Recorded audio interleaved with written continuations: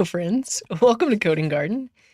It's been way too long, and I'm happy to see you all. Thank you, thank you, thank you. I'm gonna have to move these alerts around. How about right there? Yeah, yeah. What's up? And Drills, thank you for the tier 3. What's up, Katoli? It's good to see your names. It's been too long. Um, you can see I got a new layout I'm working with. Um, I think it looks all right for now, and also like slightly different colors.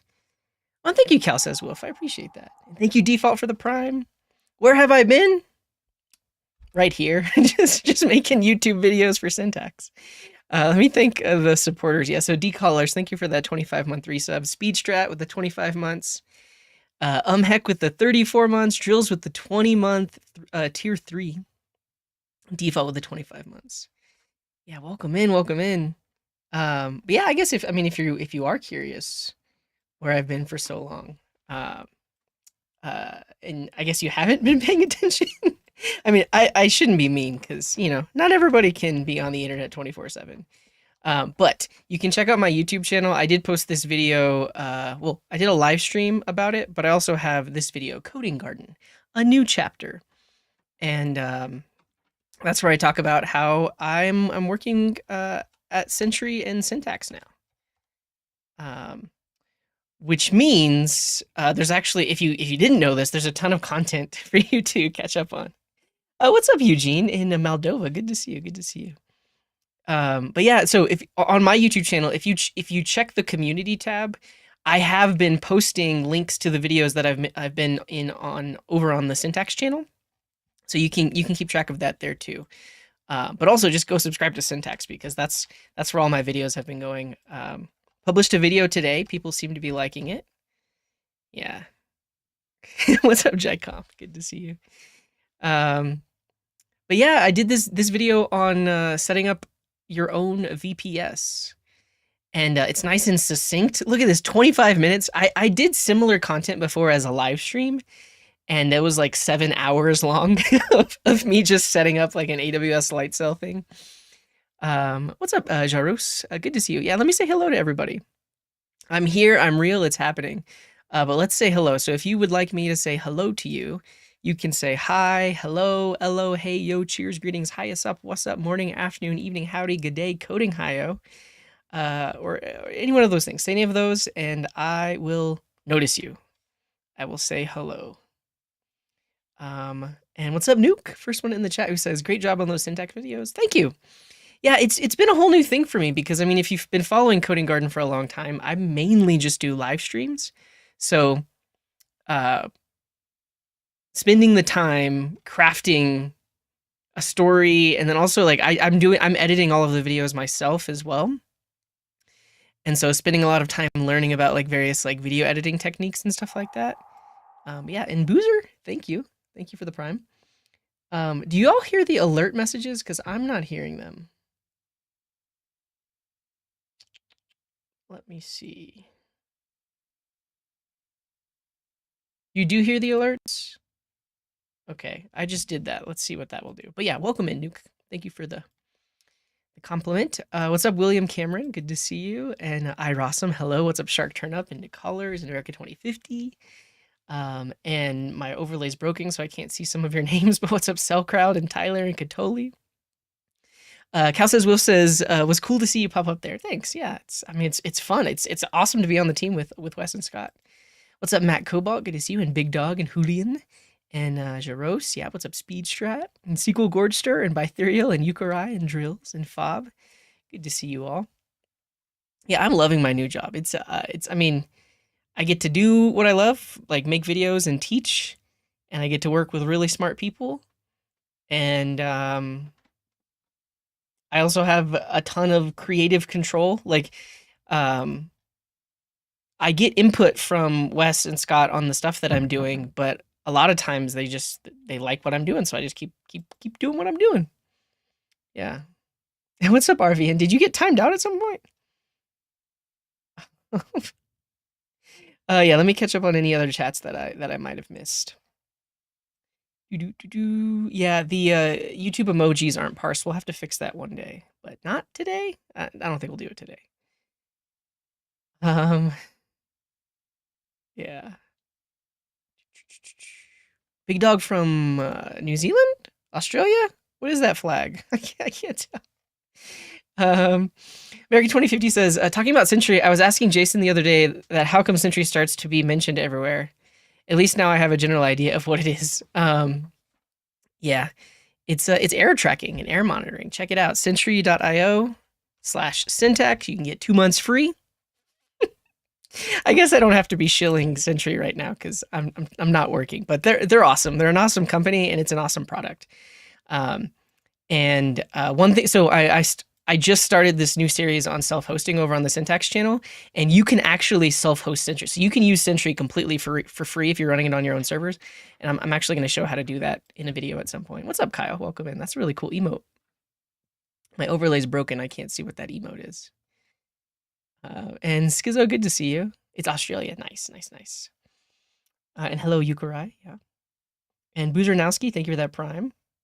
And I share some of the tools and steps that if you've been used to create syntax videos for YouTube and TikTok. I just use DaVinci Resolve. So DaVinci Resolve is a video editor and much more. So if you're familiar with the Adobe suite, they have a video editor called Premiere Pro. And Shark Turn Up, thank you for the prime. So DaVinci Resolve is like that, but it has other features inside of it as well.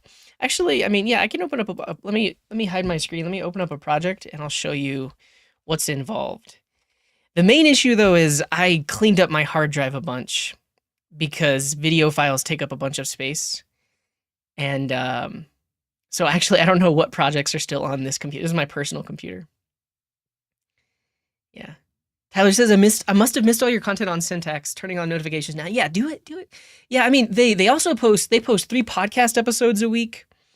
If you follow their TikTok and Twitter, they post short clips from the podcast episodes, and they've been doing video recordings of the podcasts. And then I'm not quite publishing 2 videos a week. It's between 1 and 2 videos a week that I've been publishing, but Wes was on vacation week before last, so I actually got to be on a couple of podcast episodes. So that's why you've been seeing a lot of me, even though not all of them are videos that I've created. Let's see, I do have apparently I have the CSS has video on here. Let's see what that looks like. And Maya Foom, thank you for the prime.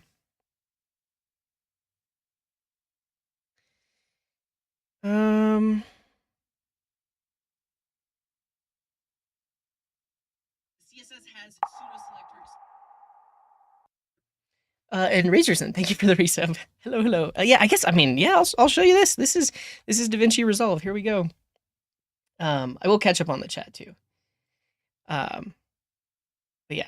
But basically, DaVinci Resolve, this is why I wanted to show it to you, because it has a lot of different things. So right now I'm on the Edit tab, and basically each of these horizontal lanes can be images or videos, and then you have the timeline across here. Let me just mute for now. And Ched, thank you for the resub. Is that 42 months? What? 42 plus 43 months. That's insane. So yeah, each of these rows is a video or image, and then you also have audio. So all of my talking is happening here on channel 4, but then I have music like on channel 5. And then each of these images or videos can have various effects or transitions on them. I'll show you those in a second. Yeah. Yeah, what's up, Platt? You said hello, friends, and got timed out? No way. Well, I'm glad you got untimed out. Yeah. Been using Sentry for so long. Love it. Nice. It is very weird that the chat is on the left. I have to get used to it too. Shark Turn Up says, we use Datadog and Sentry at work, and they both have pros and cons, but Sentry is my go-to. Nice, yeah. William says, actually tried Sentry self-hosting, and it crashed my Docker. It's possible, like I haven't even tried yet. It's possible that it has a lot of services that it needs to spin up for everything to work together. So it's possible you need a good bit of RAM. I haven't looked into it yet. Yeah.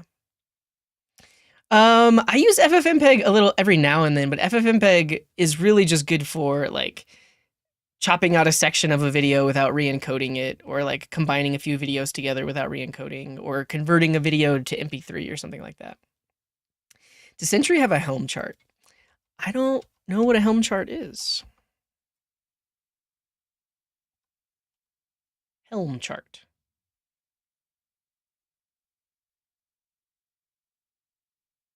Oh, like a architecture diagram? Is that what these are?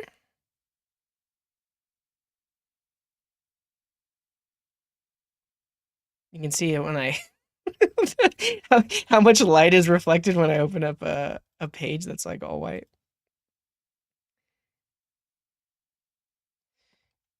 I can't easily tell what that is, so we're gonna keep moving.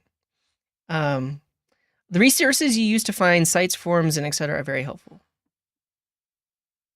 Cool. Yeah, I mean, I use. Are you talking about like how I've shared like my Reddit, multi-Reddit, and stuff like that? So I'll be honest. I had a NAS going, but then I didn't use it that often. So now I literally just have a RAID array that I can plug in via USB whenever I need to transfer stuff. If it gets cumbersome enough, I'll probably just plug in a little computer and turn it into a NAS. But yeah. Yeah. Is there a delay in my cam? Possibly. I can probably adjust the audio to video delay. Althea says, just found your channel after you joined Syntax. So glad I found you. You're doing great work there and here. Well, thank you. Thank you. Sentry is mostly error tracking and error monitoring, but they have other tools as well. So the idea is you can add it to your app, and then anytime an error happens, like on the back end or the front end, it will log that error and all of the associated information with it. And then you can get a lot of analytics about like how often certain kinds of errors are happening, on what kind of devices are they happening on. And then it's like really integrated with your code. So the dashboard, if you see an error that happens, you can actually see the stack trace. And then they have full stack tracing. So like if an error happens on the front end, they can actually link it to potentially some error that happened on the back end or some request that happened on the back end.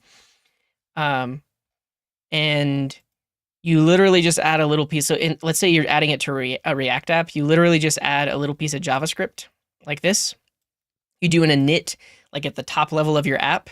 And now it's like hooked into everything. And now when errors happen, it just sends them back. And you can get like Slack notifications or email notifications about the errors. And then beyond that, they also have like performance and profiling. So you can see all of your database queries that are happening, and it will detect like N+1 queries and slow queries. And so it just gives you a bunch of insight into your running app. Yeah. Am I dropping frames? I don't know. I have 0 dropped frames in OBS. It could be that is my camera choppy? Is it only real time, or they will test for you in different platforms? What do you mean by that, America 2050? And Acid Spark, what's up? 47 months. I think that's the most today. Thank you very much for that resub. Yeah, please clarify, America 2050. I don't know what you mean by that. But what is super cool is like, because it's generalized error tracking, literally any kind of code that you write, they have an integration for. So like here on the Coding Garden, we talk a lot about like web apps, front end browser apps, and like Node.js apps, but you can add Sentry to anything, like native apps, backend apps written in various kinds of languages. You can add it to Unity. Because basically, like in the real world, when you're running an app, you want to know what's happening, what errors are happening. Like, do they open your site in several browsers and things like that, or they monitor real users on the website? I see what you mean. Yeah, it's not like, I think there's a site called like Browser Stack that's like browser automation that'll like test it in a bunch of browsers. They don't do that. They are running on your deployed website, and you will see real errors happening on your deployed website. Yeah. So yeah, I wouldn't necessarily call it user monitoring, because it's definitely different than like website analytics. So if you think of like Google Analytics, that shows you like where users are at on your site and like what they're clicking and stuff like that. Sentry isn't that. It's purely about error monitoring, but like technically you could, if there's a lot of errors happening, you could in a sense know that there are a bunch of users on your site all running across those errors. So they have a free tier, but you can also self-host. If you look at pricing, they have like dev pricing, and then they have documentation on self-hosting if you just want to run it yourself too. Yeah, gotta run a deployment that hopefully doesn't trigger a bunch of Sentry errors. Good luck. Nice, Shark Turnip. Well, good luck with that. D. Christian says, you're a really good addition to the Syntax team. Hope you enjoy it as well. I am enjoying it. Yeah, thank you very much. It's awesome. It's a dream come true. But yeah, let's talk about DaVinci Resolve, because yeah, it's a timeline based video editor, if you've ever used a video editor before. But they have more than just that. So this tab here is like editing, so you can see that like when I press play, you see the videos playing. And actually, let me reduce the timeline resolution so it doesn't lag. But like this is an image, this is a video with a border effect. These two are images with like a shaking effect. They have in and out transitions, and then these are images with like in and out transitions. And it's all just happening on the timeline, but that's the editor. They also have this thing called Fusion. And so Fusion lets you do like motion graphics and like keyframe animation. So Fusion is similar to, what's the Adobe product that can do something like this? I don't know why I forget, but Adobe has Premiere Pro. That's the vid editor. After Effects. That's the one, After Effects. Yeah, so Premiere Pro. And so that's the cool thing about DaVinci Resolve. It's like all these different kinds of Adobe products all put into one. So like this tab is like Premiere Pro. This tab is like After Effects. They also have this tab, which is the color tab, and you can do things like color grading and color correction, but you can also do things like object tracking and automatic blurring. So like I had to do a little bit of this when I was like blurring IP addresses in video and a few other things. So like they have all the tools here where like you can select something in the video, it'll track it frame by frame, and then you can like blur that thing. So, but then you can also color grade, meaning like changing the luminance and stuff of like camera stuff. And then beyond that, well, actually, yeah, so that's the color tab. And then they also have Fairlight. And so it's kind of insane that this is free. They have a paid version. There's a paid version called Studio, but you can get this completely for free. But Fairlight is this tab, and it's all about audio. So I mean, this is basically just, if you've ever used like a digital audio workstation, this is kind of like that. You have all your audio tracks from each of those video files that are playing, and then you have these buses here, and then you can add effects to them just like you would inside of like a digital audio workstation. So like all of the effects that I use like in Ableton for like compression and de-essing and everything like that, I can use and add all of those right inside of DaVinci Resolve. A lot of times when you're in some kind of like video editing workflow, you might have to actually like export your audio from Premiere Pro, bring it into like Logic or Pro Tools or Ableton or whatever you use for audio editing, and then edit the audio in there and then bring it back in. But what's cool about DaVinci Resolve is you can kind of just do it all here. And yeah, that's it. That's it. Let me see if I have a vertical video that I can show you. The only difference in creating a vertical video is your canvas here is rotated, and then you just position all your content accordingly. But like, for example, if we look at this and if I pull on transforms, like, well, what nothing's selected right now. Let's go like this thing. So this is a canvas where I can literally choose what like the starting location of this image is. And I also have the inspector over here where I can like set that kind of stuff. Yeah, and what's up, Avi? Good to see you. We in Adobe sell you all this as 10 different programs. Yeah. I got what you were saying, Juicebox. So yeah, DaVinci Resolve is slick. Yeah, let me see if I can find a vertical video project to show you, because it's literally the same thing, except the canvas is just rotated and then you edit accordingly.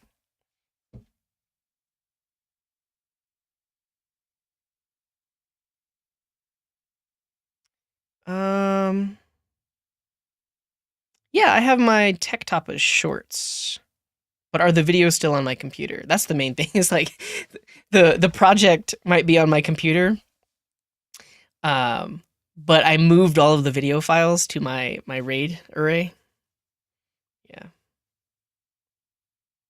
In the vertical video, I would modify the layout and leave the video to a side probably. Yeah, you basically, that's basically what I do is I just make a decision about, do I even want to show my face or do I just show what I'm talking about and then kind of like flip back and forth. And I just crashed DaVinci Resolve by trying to open my vertical video project. It might be because some of the media is missing. Over the past month, I have crashed DaVinci Resolve probably like 3 or 4 different times. Um, just like a lot of times because I'm like trying different effects and stuff like that. Let's see. All right, it didn't crash this time. But do the video. Yeah, the videos are still here for this one. Yeah. So I'm not using Studio Edition. I am using the free one. Okay, so this is the vertical video. Exact same thing, except the canvas is vertical. And this is if you go to the syntax TikTok, this is the short I made for the Tasty Treats one. Yeah, this one's about VS Code extensions. Sounds like you're enjoying the new gig. Yeah, it's awesome. Yeah. Cool. And then another thing you can see in here are the subtitles. So, this is literally, so you see the words popping up on the screen. This was literally a subtitle file that I generated using a tool called Whisper. It's from OpenAI, but you can run it locally and it will transcribe a video. But then that generates a subtitle file and I can bring it in here and then I can actually like modify the styles of it. So like right now I have a preset that has like the syntax font and stuff like that, but you can change like how big the text is and like where it appears and stuff like that. Yeah. Yeah, so let me show you because like there are online tools that can generate it for you, but you can literally run Whisper local. It's a Python based thing, and you can run it locally, and you can run it inside of your Python apps.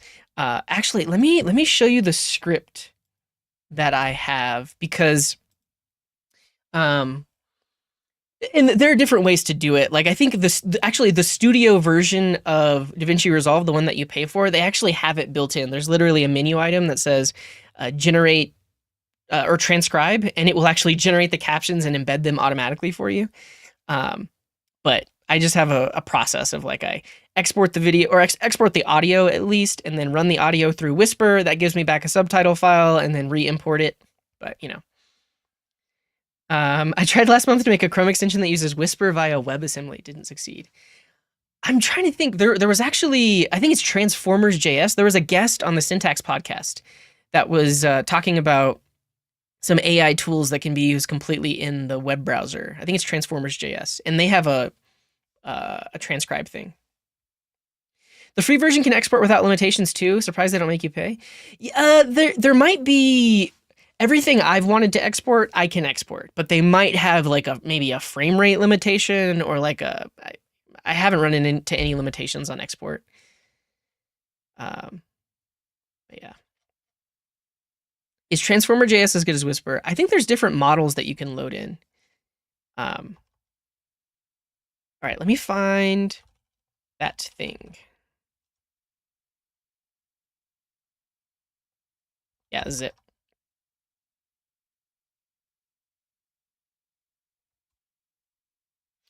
I honestly found this in a like I didn't write this code. I found it in a discussion on GitHub about Whisper, because specifically one of the issues is when you generate the subtitles, you're going to get a subtitle file, and the subtitle file, like there's different formats, but SRT is one of them, and it's basically just a text file that says like these are the timestamps, these are the texts that will pop up for those given timestamps. And by default, when you generate them, it will be more than just one word. It'll be like a few sentences, right? Because most of the time you don't want to just show one word at a time. But on short form videos like this, I do want to show one word at a time because I have very limited screen space. So this script, which I found online, helps with that because it just loads in Whisper. You pass it an audio file, but then specifically the SRT writer is a library. Or it's a util that comes from Whisper. It's called Get Writer. And you can pass in the options that are like super small line width. So that way, when it generates the SRT file, it's just one word per line. Yeah. Where can we find that script? I'll post it. let me see if I can find the link for you because I literally copy pasted it from like a GitHub discussion. Let me see if I can find it.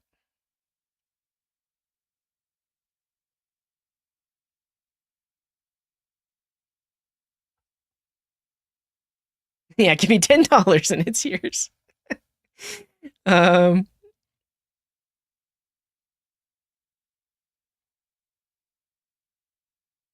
be honest though, like before I found this script, I actually in order to get it work for some of my older videos, I would literally go in and change the source code of the Whisper Python files. Like I found this one section that had like this probability, and I found that if I like lowered it or increased it slightly, it would change the line length. But this is way better. This is way better because you can literally just say how long you want the line length to be. And then the other thing is, like that, the thing that actually writes the SRTs, you could save the output of Whisper and then just, instead of having to retranscribe the whole audio file or video. Yeah, but how do I link to this? Here.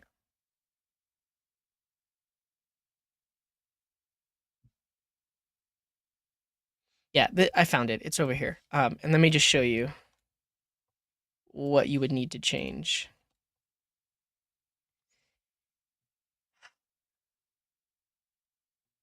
Do I record the tutorial once and make the vertical and horizontal, or two videos in two different formats? It varies, but specifically the vertical video that I'm showing you right now, it's the exact same recording that I used for the longer video, which I did first. But when you go to this code here, this variable max line width, you can adjust that, and that will just change how many words appear on a line when it generates.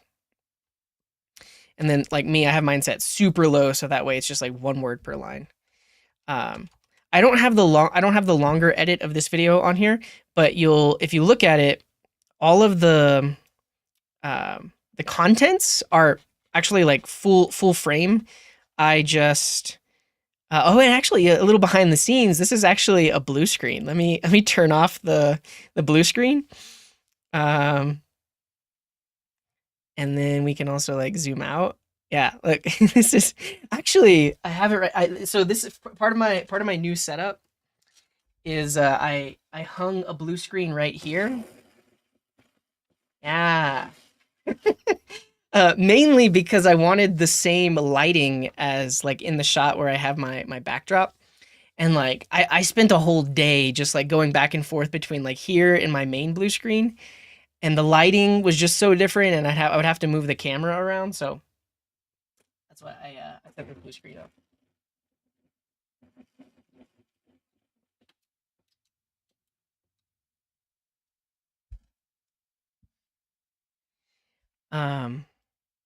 Bought a new big screen, but I was fooled by the lint configuration. Wait, what? Not sure what that means.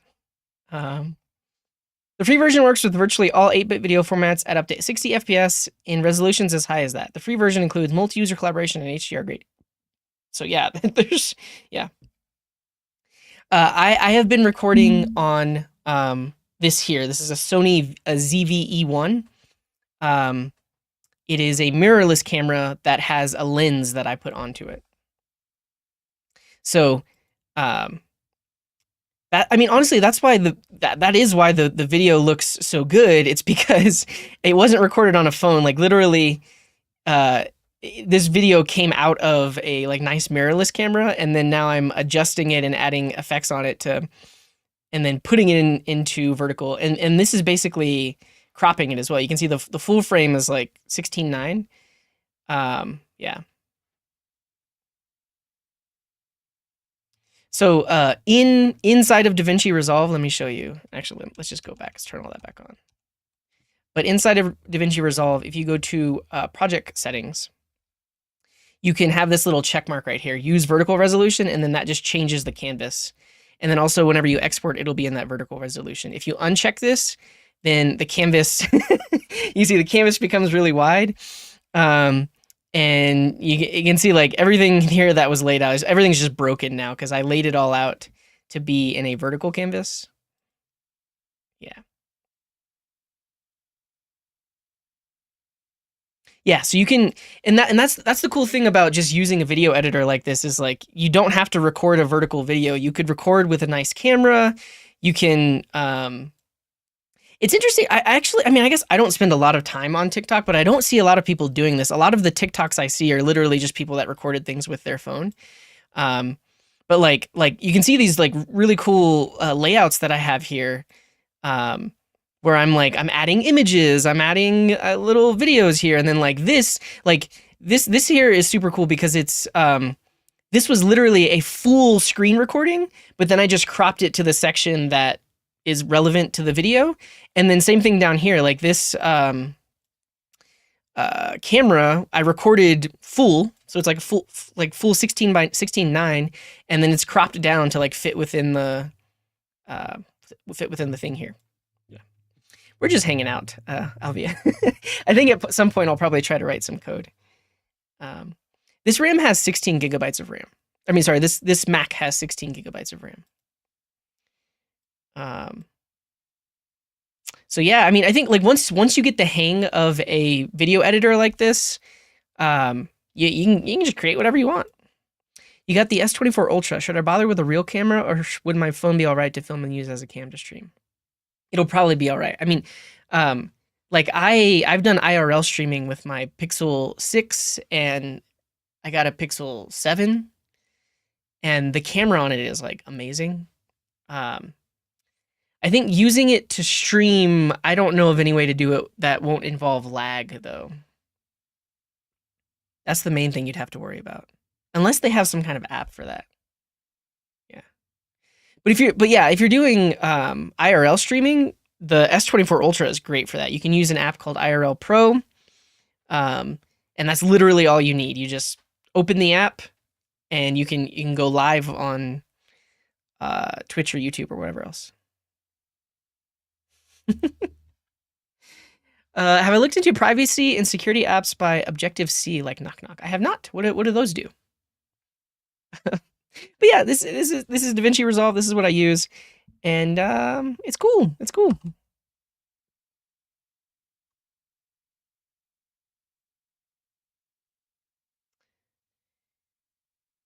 You can upload on PC. So if you log into TikTok inside of a web browser, you can literally go to the upload section and then upload the video that you export from DaVinci Resolve. And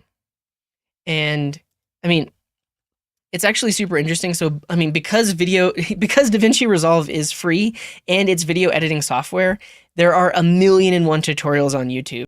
It's actually kind of annoying because like sometimes I want to figure out how to do something in DaVinci Resolve, and there's no forum posts about it. The only way you can figure it out is by going to YouTube and watch videos of people talking about it. So yeah.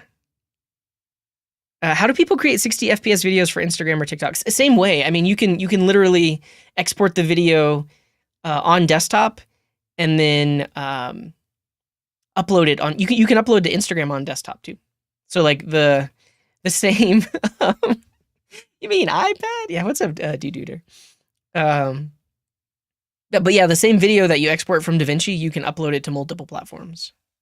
Yeah, same thing for YouTube Shorts. I mean, the only limitation of YouTube Shorts is that it can't be more than 60 seconds long, but that same video that you export from DaVinci, you can upload to YouTube Shorts as well.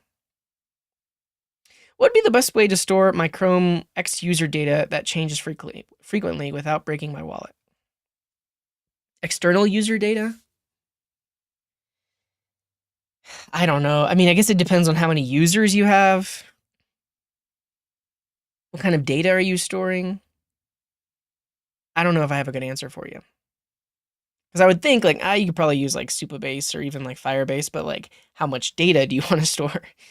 And how many users do you have? Do you have specific frame rates and sizes for social media uploads? I've never had to worry about the frame rate. And for me, the sizes I use are just 16:9 flipped. So 916, so 1920 by 1080 flipped. But if you want to see somebody who's doing it interestingly, check out Wes Boss. Because he doesn't do 16:9. He has a very specific aspect ratio that he uses. And then he uploads those same videos to Twitter as well. Maybe he does 16:9 for YouTube Shorts. Yeah, his YouTube Shorts are 16:9, but his main channel videos are like an interesting aspect ratio. Let me find one. Yeah, like these. You see how these have these black borders? They're actually because they're like this. It's not quite a square. It's like an elongated square aspect ratio, but this works well because he uploads these same videos to Twitter and Instagram and TikTok. 1600 by 900? No, 1920 by 1080. I don't think it's one. I don't think it's an exact square. It's taller than it is wide.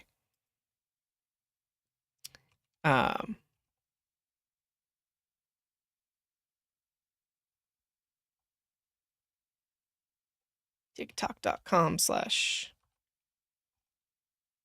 But I think that aspect ratio works well for him because he can upload them as full YouTube videos, and then they also work on like the short form websites.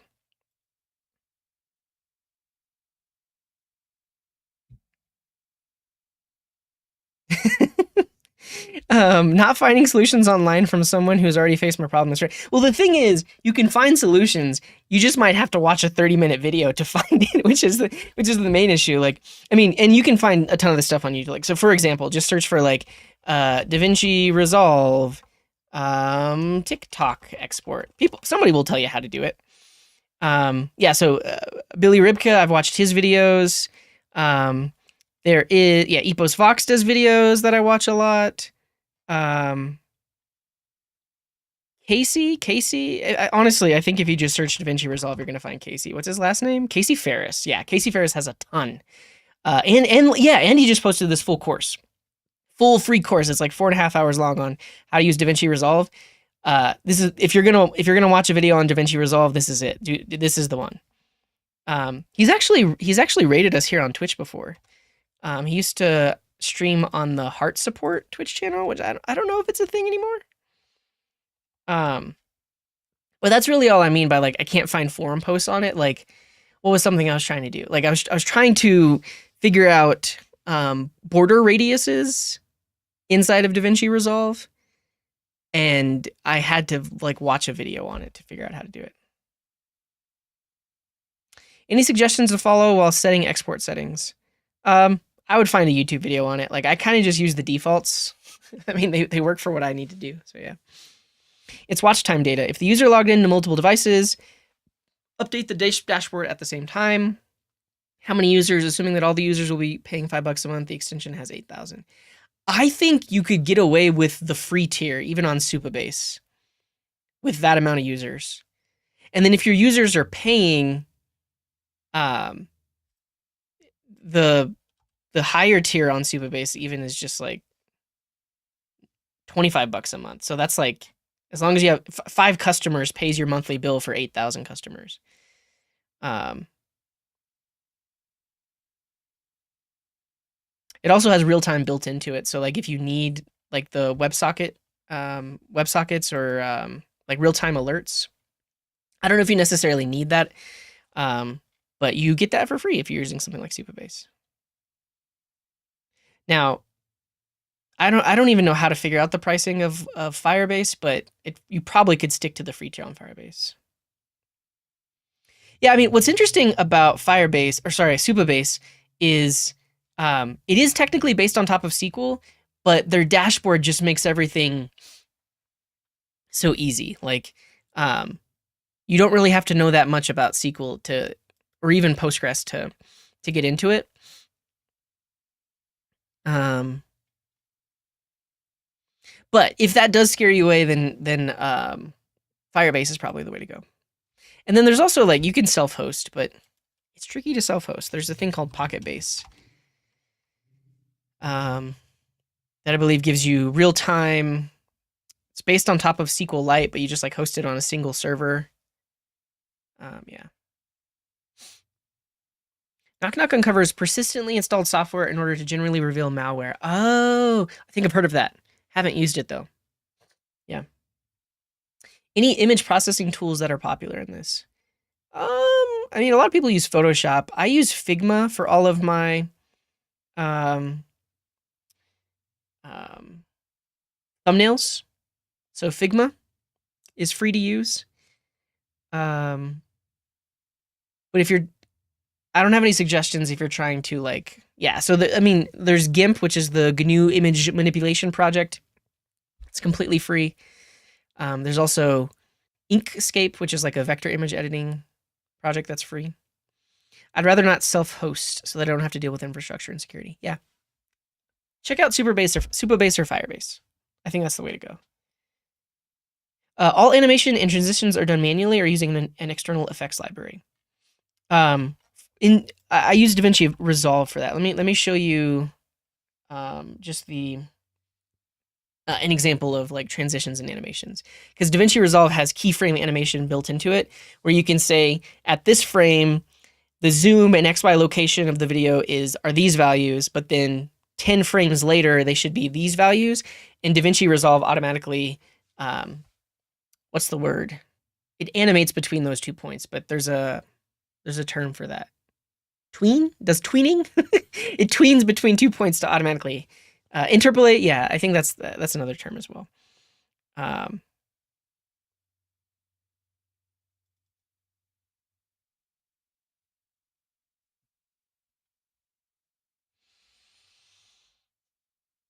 Let me show you. So, for instance, that center thing zoomed in just then. I believe I did a keyframe animation for that. Let's see. Yes, I did a keyframe animation. So right now I have size set to 0. And then if we go frame by frame, we can see that it's zooming in, and we can see this frame, I set it to be 1. So basically I set 2 keyframes. I set a keyframe here for it to be size 1 and a keyframe here for it to be a size 0. And then DaVinci Resolve just automatically makes it zoom in like that. And then you can see that the syntax logo comes down from the top. That's just a built-in transition. So it's this push transition right here. You see how it comes in from the top like that? But this is just built in here under effects. If you go to effects and then video transitions, this is one that's called push, but they have a bunch of other transitions as well. But on this one, you can change like the direction and location. So if you say push left, then it'll come in from the left like that. And you can see that it has motion blur on it. It looks like it's moving. That's a setting here too. And if you say push up, it's going to come from the bottom of the screen like that. Woo! I wanted down, push down. But you can just drag those to the beginning or end of a clip, and it will animate them. And then beyond that, Fusion. Oh yeah, the star wipe is like the classic, like Windows Movie Maker. Where is it? Oh yeah, here. let's do that. I'd have to get rid of the keyframes for it to actually show up. Let's see. Let's grab that. Remove that keyframe. Remove that keyframe. And what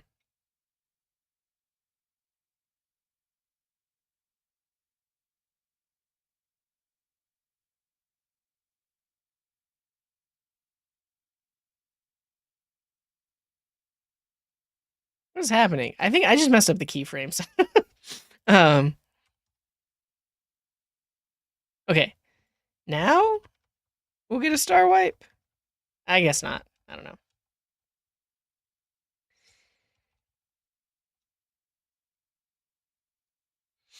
It should work for videos. I don't know. Another thing I do in my videos, you might not have noticed it, is if I have images on the screen, they have like very subtle movement. Let's see if you can see. Yeah, you see how the has is kind of just like, and this other one, or they're kind of just like floating there. That is a built-in effect called camera shake. So if you go under open effects, they have this thing called shake, camera shake, and then I turn the settings way down. So like if you look at this has, the motion scale is like this point number, but if you do the default, it's like it's like it's not like meme editing, you know, like that. But yeah, all of the transitions and animations, they work for videos or images. We're gonna code today. I just don't know what we're gonna code. We might also just like look at the news, but we've just been chatting. What's up, Ryan? Good to see you. I saw a video where they show how to do blurring of things, and DaVinci apparently can track what you're blurring. Yeah, so that's what I was talking about earlier. Which video was it?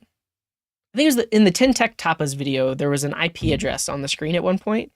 But I used DaVinci Resolve. I selected the IP address, and then it tracked it as I was scrolling on the page. It tracked it up, and then I blurred it. Yeah. Alpine? I don't know about that. DaVinci seems like a friendlier version of Adobe Premiere Pro. It's pretty. A lot of people that use Premiere Pro were switching over. Yeah. Oh, thanks, Ryan. Yeah, I've been posting over there too. TikTok.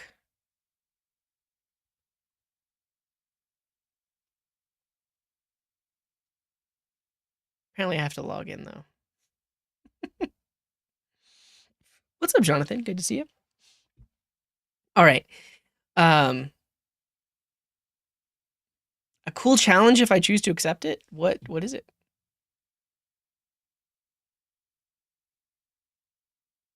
They had a continue as guest option? Oh. This looks like a login button to me.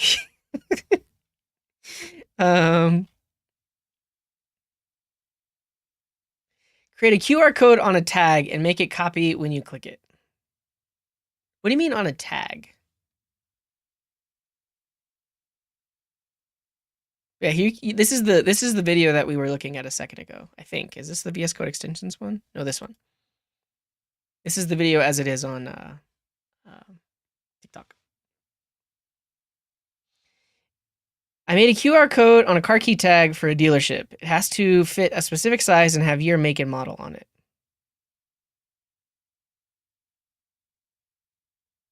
Oh, I see. Generate a QR code that can be printed, and then when scanned, it brings up something in your app or something like that.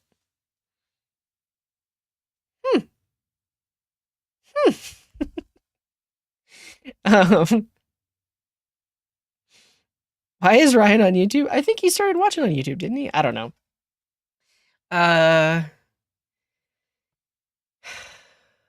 What do we do now? We've been live for an hour. I guess we should write some code. I think I had some ideas. Let me see what I had in my thing.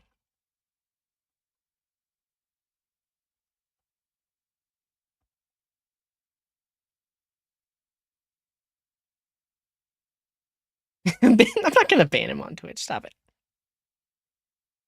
I don't have anything on my list. I have say hello, and then maybe we do JavaScript and tech news, and then we write some code.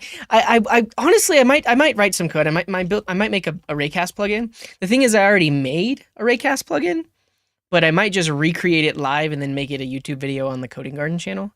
I actually made a couple of plugins. Code, yes. So check it out. So Raycast is this launcher that I use here. I talk about it in the Setup a Mac video that I did over on the Syntax channel. But one thing that I frequently do is I need to switch or launch different Firefox profiles. On this computer alone, I have 5 different Firefox profiles.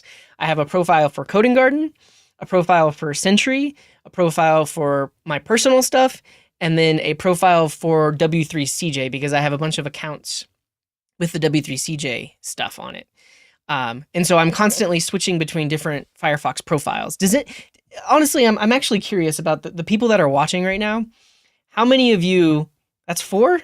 There's another one. That's five. It's Personal, Sentry, Coding Garden, W. You know what? We can look. We can look right here. Okay, it's four. It's only. You're right. It's only four. um, but I'm curious. Does anyone else use profiles in that way? I mean, even like Google Chrome has the same idea of like having multiple profiles. Because like you're basically you can be logged into different accounts and each profile is completely separate. You can have a different set of extensions. And anonymous, thank you very much for the gift. Appreciate it. I use like 10 profiles on Chrome. I have one extra one on my work computer, and then Ryan says I have so many profiles it hurts. 3 instances of Brave, yeah. What's up, Sej? It's been a long time. Welcome in. Congrats on this index roll. I'm due to start my computer science postgrad 8th of April and have been desperately working through all the things CS. Nice. Congrats and good to see you. It's been a long time. I'm curious if they have this like a Chrome switcher for or a profile switcher for Chrome, because maybe we can make it multi-purpose.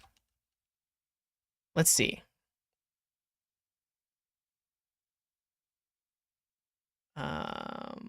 We look at the store just for profile. Chrome profile. Yeah, they have Google Chrome profiles. So yeah, command space, and then you can see all your profiles and like you can launch it. This is basically what I built for Firefox. So check it out. I do this. I can look at Firefox profiles. I can choose which one I want, and it launches that profile. Done. The what's crazy is for the longest time I've literally been going to about : profiles and then clicking the profile I want for the longest time. But finally, I can just do this, choose my profile, and then launch it. So that would be cool to build live. What's up, Daniel? Says, really like the stuff you've been doing lately. Oh, thank you. And then, because yeah, no, it doesn't exist. No one has created one yet for that. Not to say we couldn't create our own that like does Firefox and Chrome and Brave or whatever else. I think we could just do one thing and do it well, though. The other thing is I have a thing that I do. It is so easy to create a plugin. It actually is. It's actually insane how easy it is. It feels like it doesn't even deserve a video because it's literally create plugin and then just do the thing you want inside of the plugin. It's kind of amazing. But the other thing is every time I leave my computer, what's up, Ryan? Good to see you. But yeah, every time I leave my computer, I turn the Wi-Fi off and I put the computer to sleep. Hey, what's up, Eddie? It's been a long time. And see you later, Avi. I appreciate it if next time if you could start the stream 2 hours earlier. Yeah. And thank you, Ryan. I appreciate that. But I have a little workflow I call bye for now.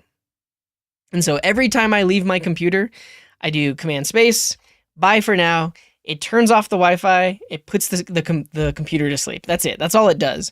But that is a whole lot easier than doing that manually by like going up here, toggling Wi-Fi, command space, sleep. So that's another easy one to do. I would say if you're using Chrome and you use profile in Chrome, this is probably the way to go. Profiles in Chrome. The company is made. You mean Syntax? Sentry? It's not a Bash script. That's the other cool thing is like the Raycast plugins are built all with JavaScript. You can also you can technically use Python. You can use AppleScript. Yeah. But yeah, I love it. Syntax is awesome. Sentry is awesome. It's really great to work there, and I love working on the videos that I've been doing. Here, I'll pull up your image, Ryan.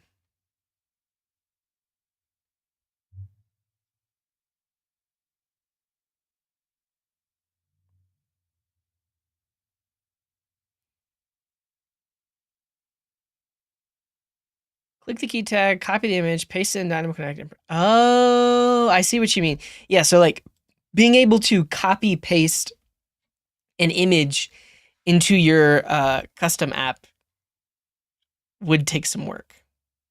But it's interesting. Like if you've ever used Figma before, you can copy paste images. Like if you can, let's say you Google search for an image, you can copy an image and then literally Command V inside of Figma, and it will load that image in.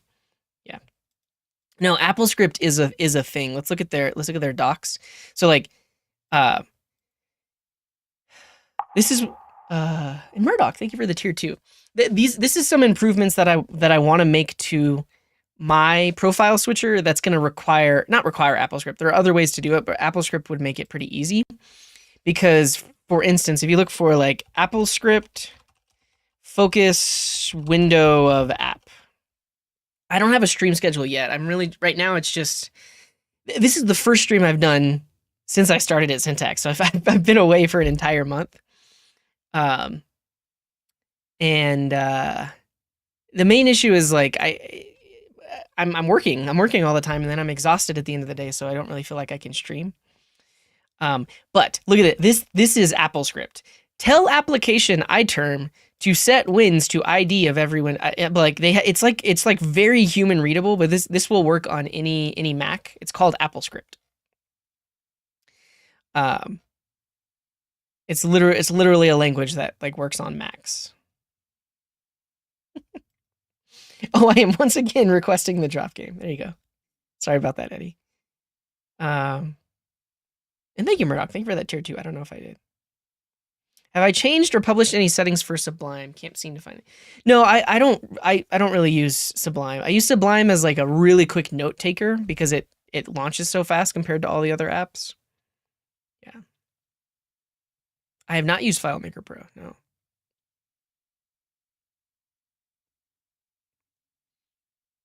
How's the new workflow going? I'd like to suggest co-working streams if you're into it.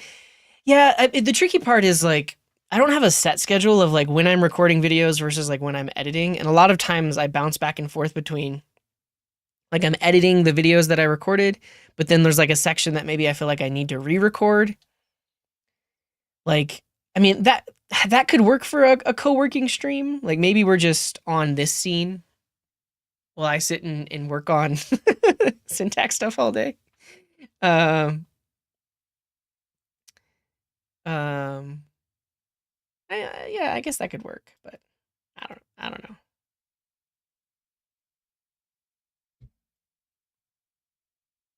Yeah, I mean, technically it's only 1080p, because my capture card does not support 4K, so I'm outputting as 1080p. Note taker Sublime, yeah. I actually, on my work computer, I started using a thing called Joplin, because it's completely offline, and you can set up your own syncing server. But I use it only offline. I don't sync it with anything. But yeah. I know the thing is there are so many apps for this. Like I spent a while just like, because I mean you could use Obsidian, but then like the Obsidian has like a you have to pay to be able to sync. And like technically we use Notion for work, but I want something that's like not in the cloud, you know, I just want it on my computer, and Joplin is good for that. But yeah, we like, it's interesting to see companies using Notion basically as a knowledge base and like how you collaborate on things. I mean, I guess that's what it's for. But like back in the day when I worked at a large company, they used Windows and SharePoint, and this is kind of like the more modern version of that. Yeah. Yeah, I've used Obsidian. I guess that's the thing, is I did use Obsidian completely locally before. I don't know. Can we at least have Try Day Friday come back? The issue is I just don't have the energy.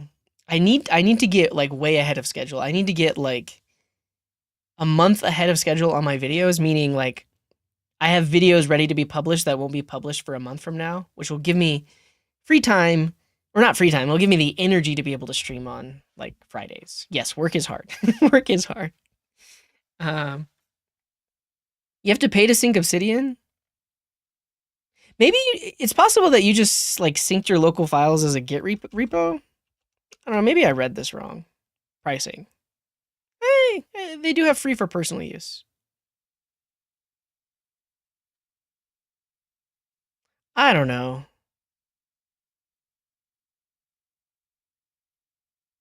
Yeah.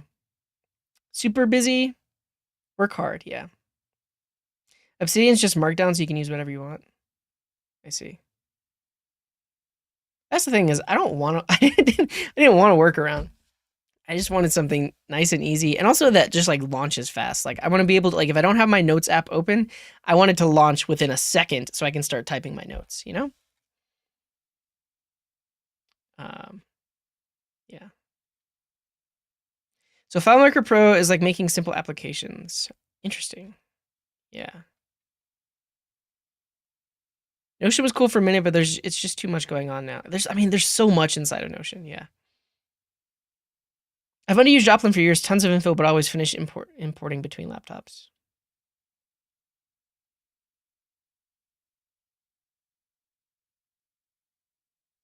Should I use Try-Day Friday videos to make my own apps or no? It depends. I feel like if maybe um, let's say you want to use some of the tech that I covered in Try-Day Friday, and I would try going to the documentation or use whatever I used to learn the thing first. Because like let's just look at Try-Day Friday. Yeah. Because like with HTMX, we kind of just followed the docs, and then I used what I already knew about making my own backend to integrate it. With Rust, we followed the docs for a little bit, and then I tried creating something that I had already created before, but I had created it with JavaScript. I tried recreating that same thing with Rust. And then for the PHP and Laravel one, we just went through the tutorial. They call it something specific, but I would recommend, like, if you're gonna learn PHP and Laravel, don't watch me. Just go to the tutorial that I followed and like follow it yourself. And then maybe if you get stuck, you can look at my video to see how I got through it. Same thing for Godot. We just we learned the basics, and then we went through the 3D game tutorial. What do we do for Spring Boot? I forget what we did for that, but basically all I'm saying is it might be a better use of your time if you just use what I'm using to learn instead of watching my video to learn, if that makes sense. I don't know. I think a reason a lot of these were popular is a lot of people are okay with watching me do the thing so that they don't have to do the thing. Like they can watch me learn about Java Spring Boot and be like, oh yeah, if I ever want to do that, maybe I will, but not. But they were at least able to see my experience with it. All I'm saying is these aren't tutorial videos. That's really all I'm saying. I sync my Vault Markdown to GitHub, and it's pretty fast. Nice. I know someone uses a notepad for note taking. He has like 1,000 long line files. When I started at Syntax, I was actually taking handwritten notes for a lot of stuff, just to help with my brain. I think I don't know. I don't know. I use logsec stored in a Dropbox folder. Probably so. Yeah, I think if it's just working with files, you could use any sort of file sync. Chat helps a lot too. It's true. Yeah, there's a lot of times where I might have gotten stuck, and then people watching knew what I was doing, and they were able to help me. BezCoder has some really great text walkthroughs with a number of stacks. Oh, cool. Like articles, you mean? Java gets so little love that you don't even remember what you did. I guess I just built a CRUD app? I actually don't even remember what I did. Oh yeah, they have articles. Nice. You mean as you watch along? Yeah, I mean that. Honestly, that could be a way to do it as well. Like take for example, let's say you want to learn PHP and Laravel. Watch my video a little bit, see what I decide to do to learn the thing. In this case, I choose like the Laravel Bootcamp or whatever it was called, and then stop my video and try doing it yourself. But if you hit a snag, watch my video and kind of see how I got through it. Yeah.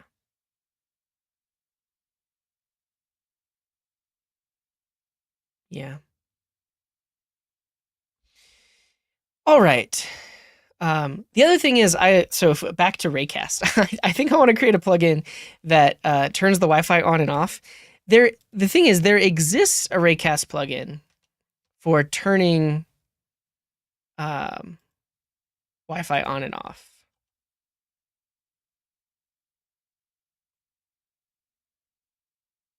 Connect and toggle Wi-Fi, this one.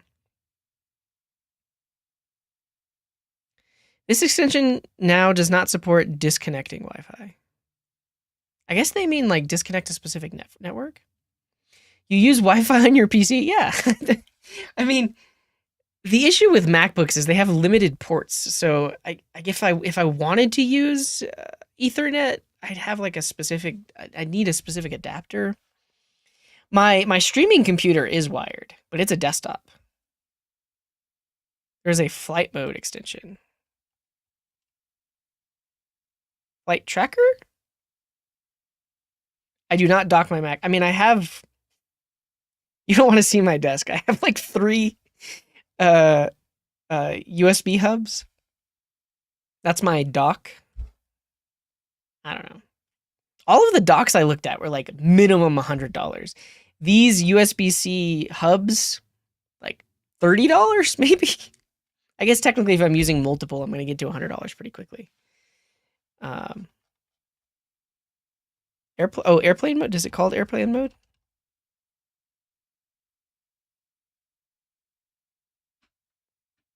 Just like an iPhone, turn off the wireless features on your Mac anytime. That's cool. Because the other thing is, like, I like to turn off Bluetooth as well.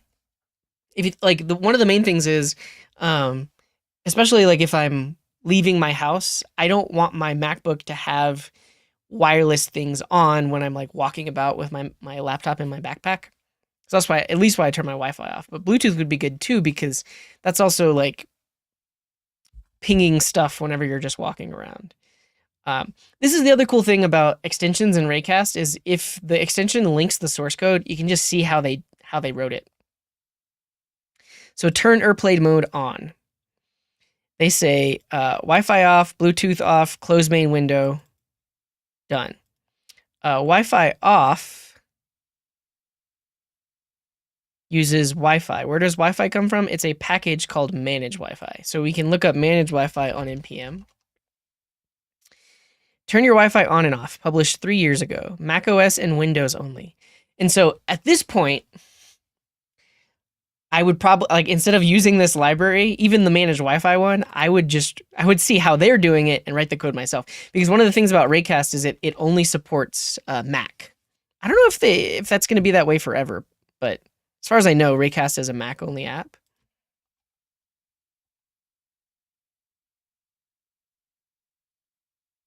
Yeah, which means, and Sej, thank you for the Prime and the 9 months. You would not believe how long it took to find where they've hidden the option to do this. Well, that's unfortunate. But this package is both handling Mac and Windows, which means there's a bunch of extra code that isn't actually that I wouldn't need if I'm running it on a Mac. And so we can see here, how do they do it for Darwin, which is a Mac?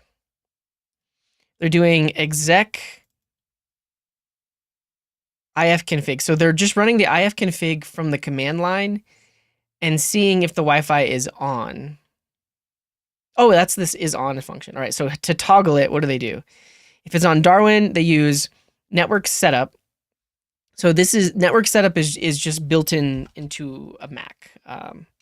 If you do, actually, I don't know if this is going to leak anything weird. No, it doesn't. But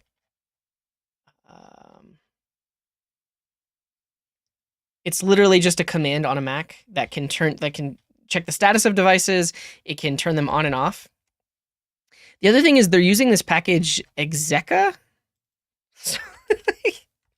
Honestly, this is my issue with some of the existing extensions for Raycast. Like, I know there's just like a one-time install, but you literally don't need any packages to do this. So Execa is a wrapper around child process. So, like, this is honestly why I want to show you how easy it is to write this extension without all these extra packages. Because network setup, set airport power on. You literally run that from the command line. Network setup, set airport power. I think yeah, Yeah, I've run this before.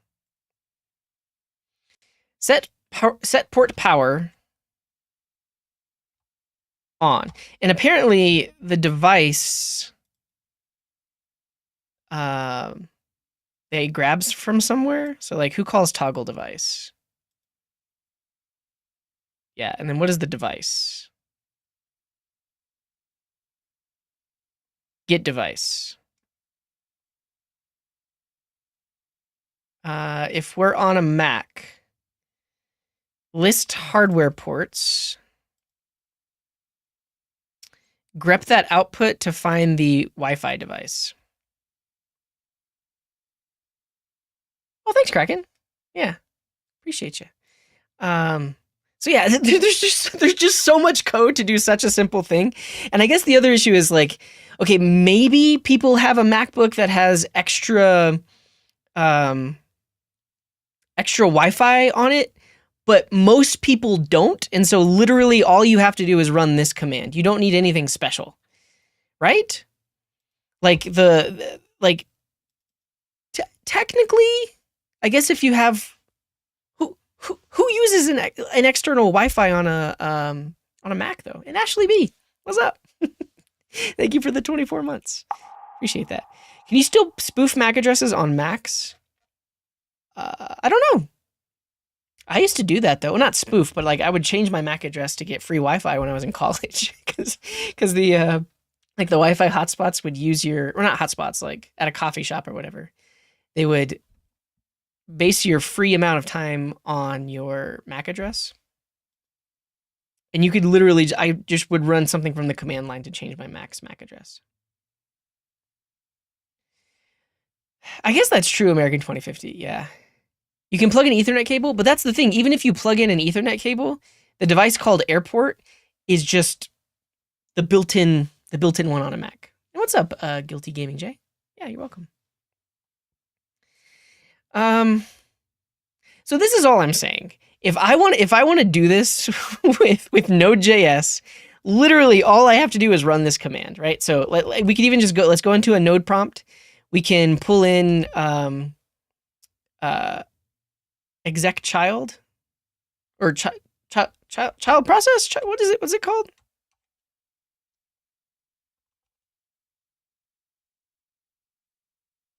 I think it's exec underscore child. I don't know why or it's child underscore process. And there is a thing called exec. We can also use exec sync. So yeah. We're going to write some code. I mean, and even right now, yeah, I guess we technically are writing code. So we are going to pull in exec sync. And we're going to pull that in from child process. And so this is just built into Node.js. I'm confusing myself. So we'll use require like this. Okay. Now exec sync is a function, and we can literally pass in a command like this, a system level command. That just turned my Wi-Fi off. You can't see it because I'm hiding it up here. But literally all I have to do is run this command, and then now my Wi-Fi is on. Done. This one line of code is literally all you would need inside of a Raycast plugin, instead of like so instead of execa and manage Wi-Fi, like, yeah. I mean, I guess technically, if we do want it to pick the device automatically, we could actually see what this list hardware ports export spits out. How am I still here if there is no Wi-Fi? I use an external computer, so I'm capturing the HDMI of this computer on my my Windows desktop computer. What's up, SMZ May I? I'm sorry you missed the notification. I sent it everywhere though. Twitter, Discord, mailing list, and then the Twitch and the YouTube notification should have went out. I use Linux, by the way. I feel excluded. But the main thing is these Raycast plugins only work on a Mac, so that's really all you have to know. Yeah. Did I call? Like, I didn't call every single one of my followers. Hey, I'm live on Twitch right now.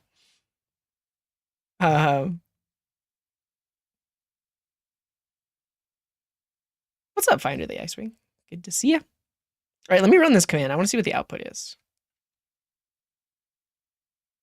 Because this could be the other thing we do, is we could have settings inside of our extension that say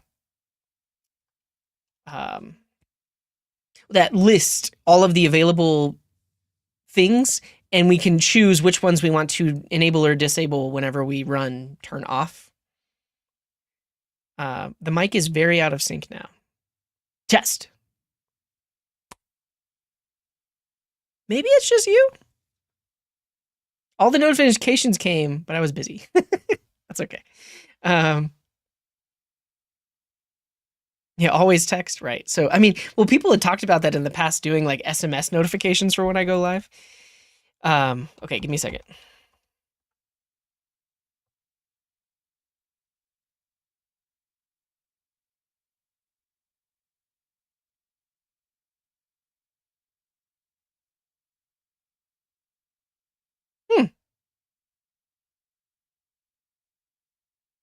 Yeah, technically the sync is fine. Okay, yeah, I think if you just refresh Ched, it'll fix itself. The output of this command has a bunch of things like Ethernet, Thunderbolt. I'm not showing it because it has MAC addresses. I guess it's not. I probably could show this. I'm not going to though. But we see Thunderbolt, we see Wi-Fi, we see Ethernet adapters, and the hardware port Wi-Fi has a device name. Like technically, we could parse this output, and then we could have a settings page that says which are the ones that we should toggle when you decide to turn them off.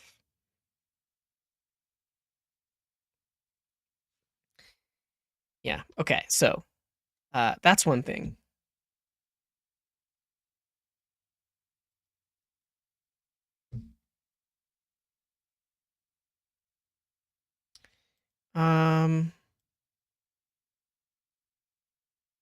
Nice, Sesh. And then let's see. Also, like, how does Bluetooth off work? Is it using a package? They run an AppleScript, and so this is one of the other cool things about Raycast extensions is they have this built-in helper method. Wait, you should be using the built-in one. Why are they using a separate package? They're not even using the built-in one. So another pack, like at Raycast/utils has a run AppleScript function that you can use. But this says set value, to do, shell script, system profiler, Bluetooth data type, grep state. Oh, this tells you whether or not it's enabled. And then if it is enabled,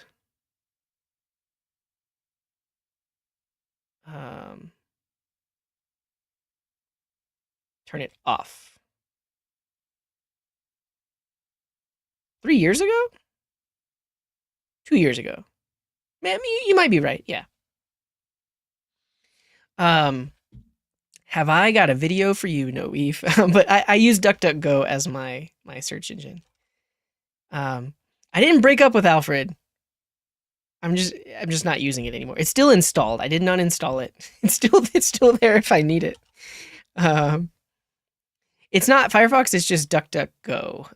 But in my recent video, which is doing so well, look at this. My Mac set up a Mac video has 115,000 views in 3 weeks. This is probably the fastest growing video I've ever published. I mean, obviously it's on the Syntax channel. They have a lot more subs and there's more visibility, but this video is doing so well. But if you go to this video, there is a section on actually, do I even show that I do it in here? I really don't even talk about it that much. I kind of just show, oh, thank you, Drills. I appreciate that. Honestly, so there's another video you should watch, and that shows it a lot quicker. It was the first video that I published on the Syntax channel. And there is a section on DuckDuckGo bang commands right here. Do I want to play this video for you? It would require a lot of setup. I'm going to do it. Give me a second.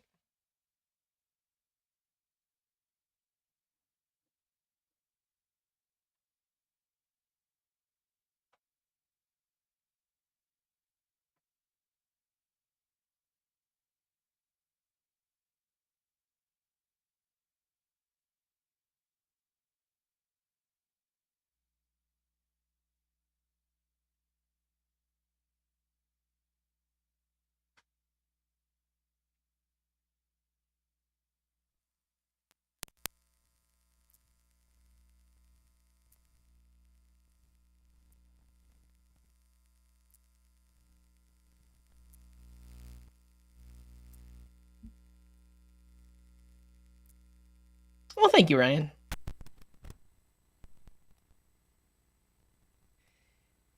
Do we need to ask about your background? No, but you can. I mean, I don't think I really have ever.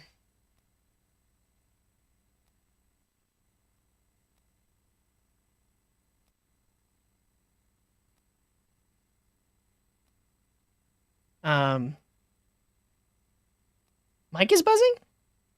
Oh, because I plugged in.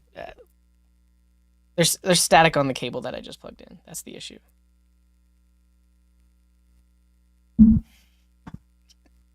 Tell me if it happens when I play the video.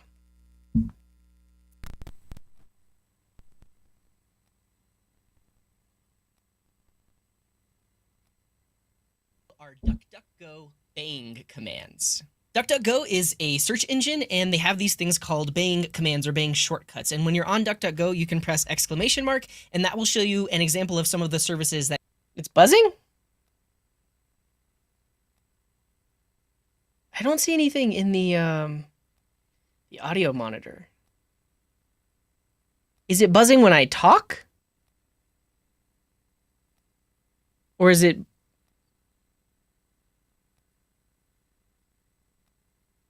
Not anymore. Okay. You might not be able to hear the buzz. Okay. It's fine. Okay, we're gonna watch this video that I made a few weeks ago. This will show you how I use exclamation mark npm in the address. Next on the menu are DuckDuckGo bang commands.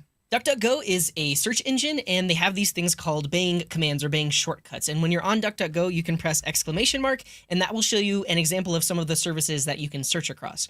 Now, one of the ones I use a lot is Wikipedia. So if I do exclamation mark W followed by something I want to search for, that will instantly jump me over to Wikipedia for the thing that I searched for.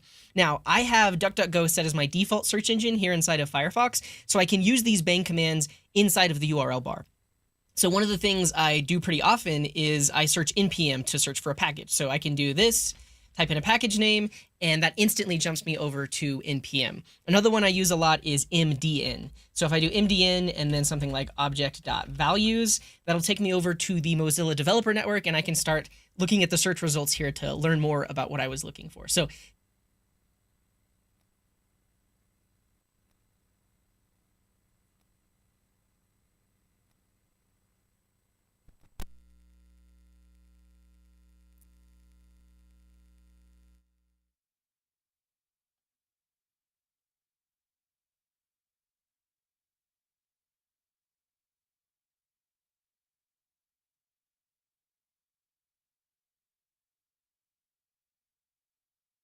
yeah, my mic was definitely muted.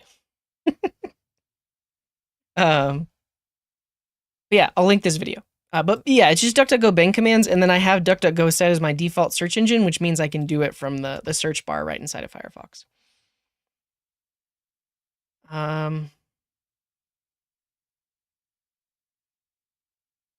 Cool. I guess I'm also curious, does it have to be this hard to turn Bluetooth off on a MacBook?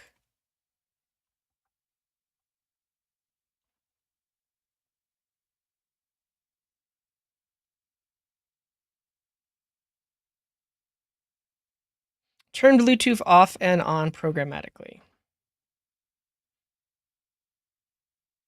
Wow. They do the entire check through AppleScript. So tell system preferences Set the current pane to Bluetooth. Tell system events, tell system preferences. If is on checkbox to checkbox on of window Bluetooth. If the value of checkbox is 0, then click the checkbox.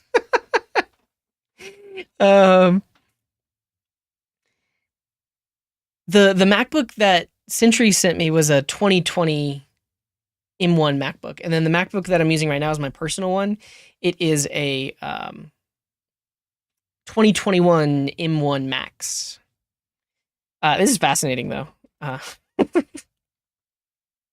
This is an answer from 2011. I'd be curious if it still works on more recent Macs.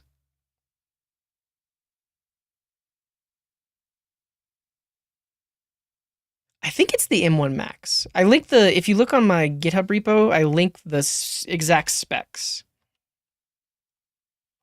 What's up, Sven? Got me into coding back in 2019. I've been rocking it ever since. Nice. Glad to hear it. Welcome in. M1 Pro, not M1 Max. Sorry, M1 Pro, which is still technically better than the M1. But this is the MacBook that I'm using right here, right now. Brew install BlueUtil. Well, that's the issue, is if I want to put this into a Raycast plugin, I don't want to force people to install something or to have Brew installed. I guess I'd be curious what BlueUtil is even doing under the hoods. Let's go look at the source. We're looking at all kinds of source code today. CLI for Bluetooth on OS X. We can literally see how they do it. It's an Xcode. Oh, are they using Swift to do it?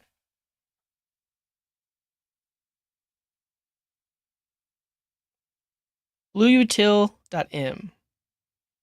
I mean, today's Thursday, technically. Why is there code? Give me the exe. Is that a reference to the recent? That is a reference to the recent blow up and people making fun of that person in the GitHub issues, right? Wow. Okay. But it is a CLI tool. Bluetooth power state.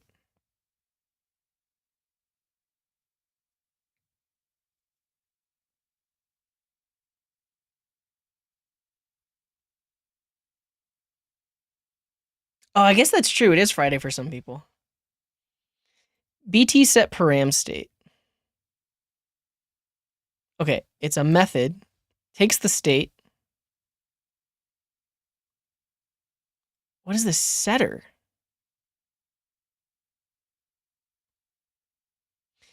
I thought a .m was for Swift. I think this is Swift, right?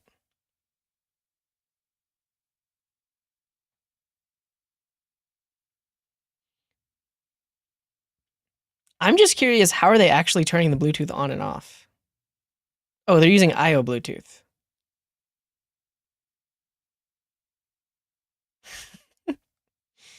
I guess this is a C library?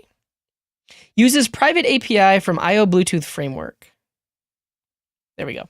Fascinating. But we can just use AppleScript to do it. So here's, okay, we're gonna, let's make, I'm gonna make it, this is what I'm gonna do. We have 20 minutes before I need to go, so this is what I wanna do.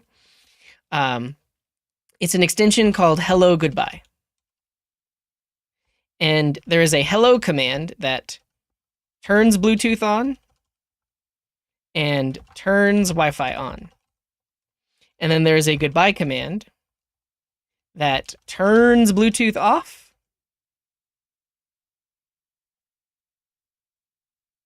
turns Wi-Fi off, puts computer to sleep. You might want more explicit command names. I mean, technically, these things could each be subcommands. Like, you could, without putting your computer to sleep, you could turn your Wi-Fi off. But I think to make it simple, I literally want two commands. We have a hello command that you run whenever you turn your computer back on. And thank you, Azarali, I appreciate that. And then you have a goodbye command that you run when you're leaving your laptop. Hello, goodbye.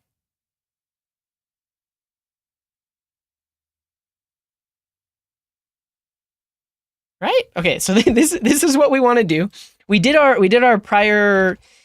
research, right? This is literally all we have to do to turn the Wi-Fi on.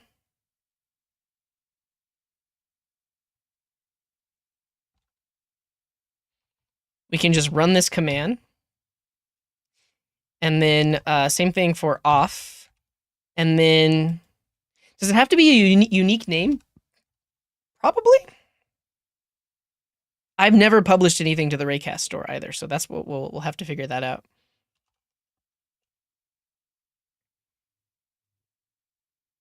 There is no hello goodbye. Does the plugin name show when searching on the bar?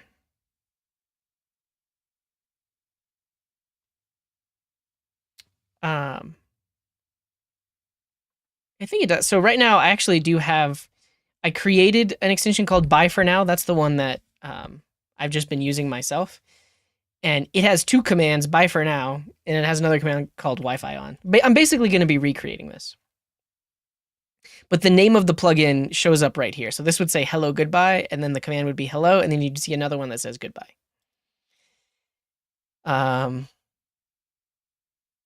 Cool. But we also learned that this should turn the Bluetooth on, off and on.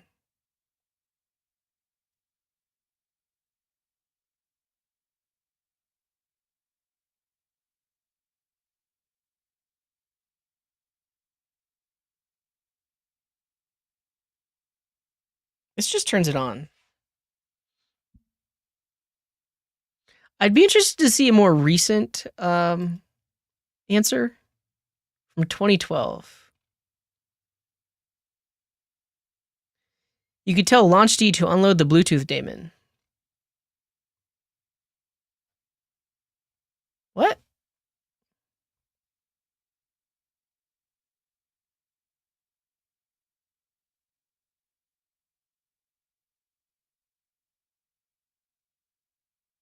Maybe? Everyone's using BlueUtil. Yeah, let's get coding. Actually, and one thing I want to do is I want to uninstall the extensions that I already have just so they don't show up whenever I'm doing the thing.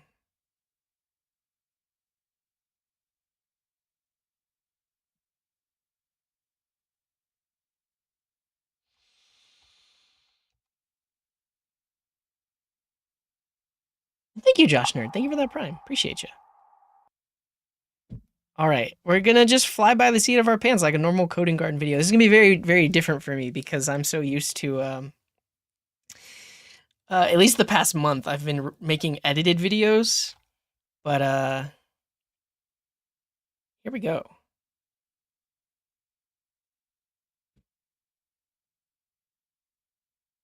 Hello, friends. Welcome to Coding Garden. In this video, I am going to make a Raycast plugin live. I'm live over here on Twitch and YouTube. And we thought it'd be fun to make a Raycast plugin. So Raycast is a fun little tool that lets you launch programs and also like run various plugins and stuff like that. So they have a very extensive plugin ecosystem of custom plugins that people have created. So for instance, we were looking at one earlier. There's the Chrome profile switcher. So this is a nice little plugin that'll show you all your profiles in Chrome and you can like easily switch between them. I've used the Brew plugin. So this lets you search and install brew, formulae, and casks right inside of Raycast. You can do all sorts of things. And so what I want to do is I want to make a plugin called Hello Goodbye, because I have a thing I do. Every time I leave my laptop, I turn the Wi-Fi off and I put the computer to sleep. And then every time I come back to my laptop, I want to turn the Wi-Fi back on. So I'm going to have those two commands, a hello command and a goodbye command. And we're going to add on top of that Bluetooth, because this is something that I never have added to that workflow, which is just like turn the Bluetooth off and then turn it back on.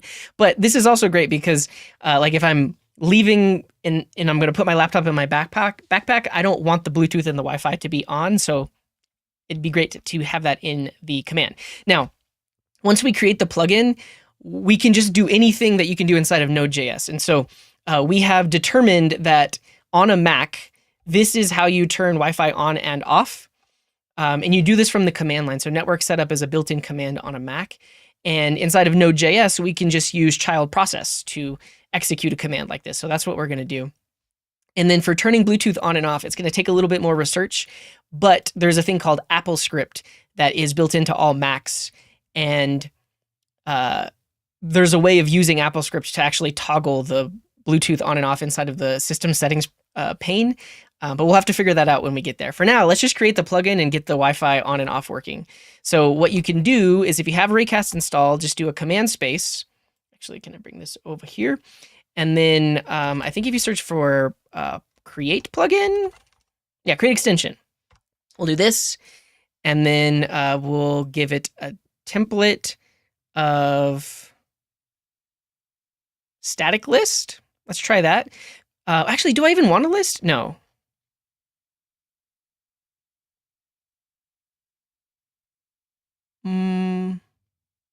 Thank you, Josh Nerd. The first video, I felt like I understood programming after so many years. Oh, that's good to hear. I appreciate you.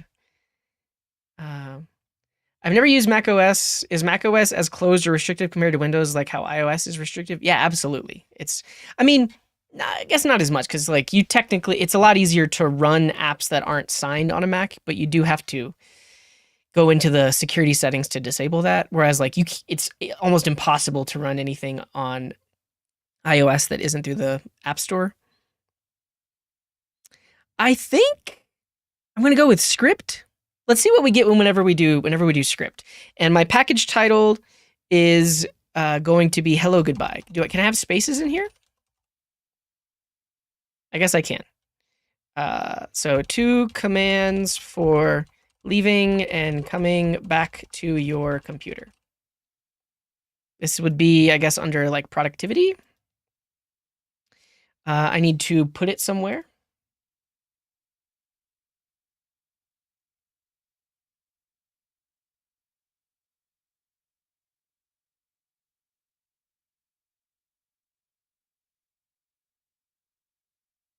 So yep, it's going to go there. Command name, it's going to be the command that's played. So one command we're going to have is hello. Actually, we'll do the goodbye one first. So goodbye, we'll turn the Wi-Fi off, turn the Bluetooth off, and sleep the screen. And we'll just say turns off Wi-Fi and puts computer to sleep. All right, let's create the extension. Extension created. And so at this point, I can, I believe, just run it. Yeah, so I'm going to pull up the command line, go into my Raycast folder, and just open VS Code in here.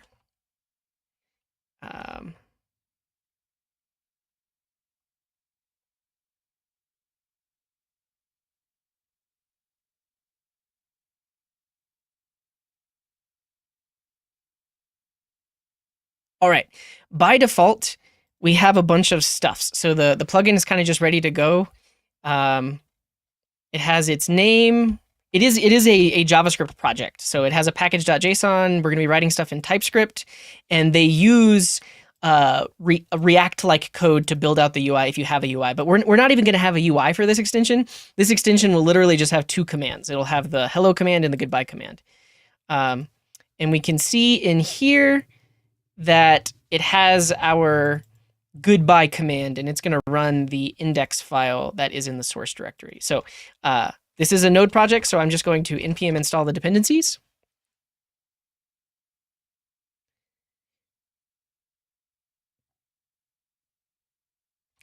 And then we have some scripts that we can run. So if we do npm run dev, that's going to start the extension.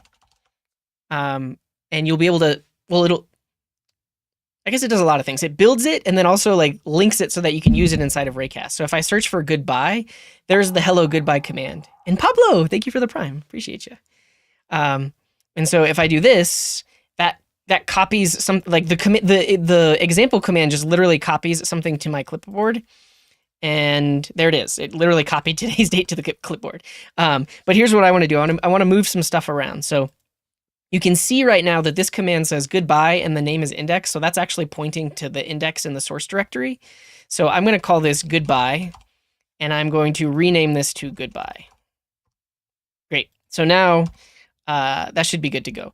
And with the dev server, that it's auto reloading, so it rebuilds, and I can still run the command, which is awesome.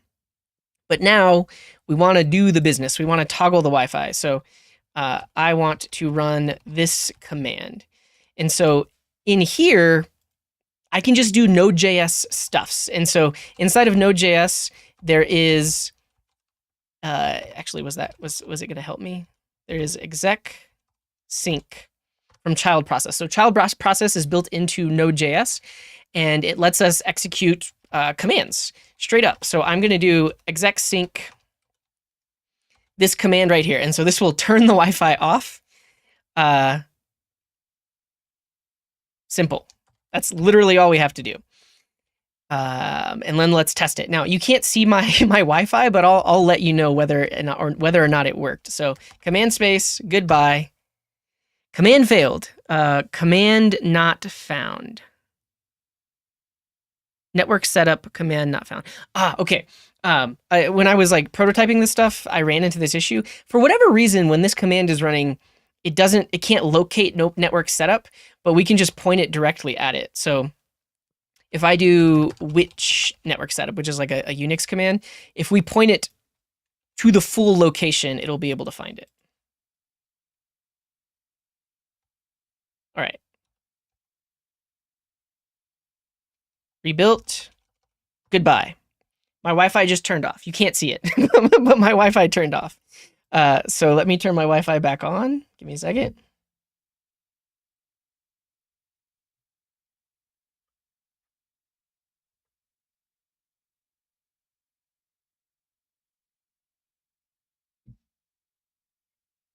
Oh, I was wondering why. So I use an app called Synergy, so I can use my mouse and keyboard on my other computer. And I was like, why is it not working? It's because my Wi-Fi was off. That's why. Okay, so the goodbye command is good so far. We have turning the Wi-Fi off. I also want to put the computer to sleep.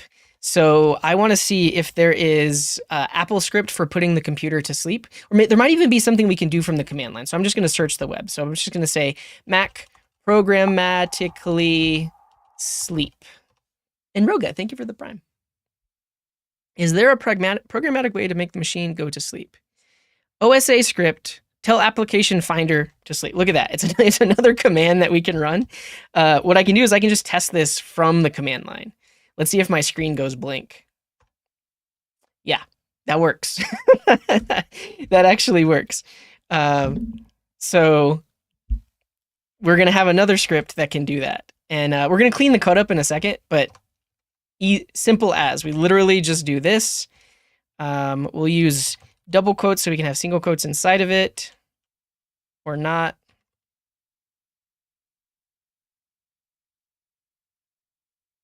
Like that. Okay. Yeah, no, sudo is not required, apparently. It just sleeps. So sleep, turn the Wi-Fi off. Now, this is really funny to test, because every time I do it, I have to return my Wi-Fi back on. Does Raycast give you any handy wrapper APIs, or do you always run shell scripts to do things? I haven't looked into their docs too much. They might. I do know that they have utilities like run AppleScript and stuff like that.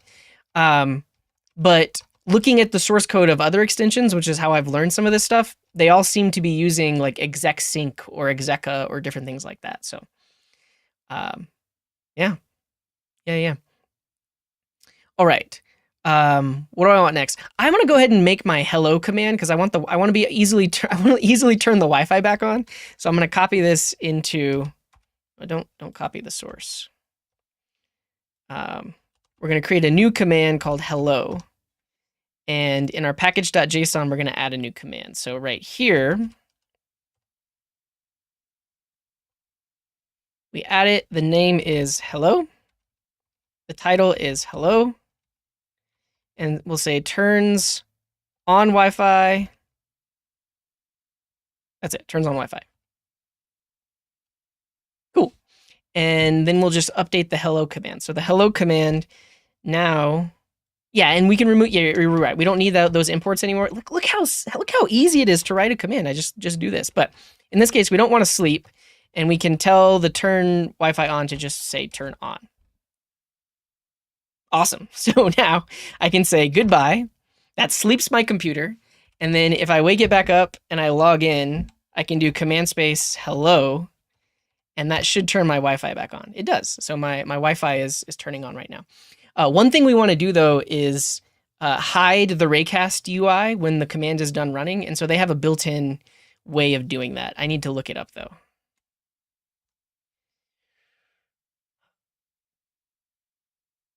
It doesn't close automatically, but there's a way to close it. Like close main window. That's what we want. Oh, use exec is built in? The thing is, I'm not inside of my command doesn't have a UI, so it's not like a React component with hooks. But yeah, so close main window, we just import from Raycast, and then we can run that immediately after. Like that. So if I do hello, it closes the window and turns the Wi-Fi on. Easy. All right, at this point, we have a little bit of code duplication, so let's actually create like a utils file. And it's going to have a nice little function that says change Wi-Fi, set Wi-Fi.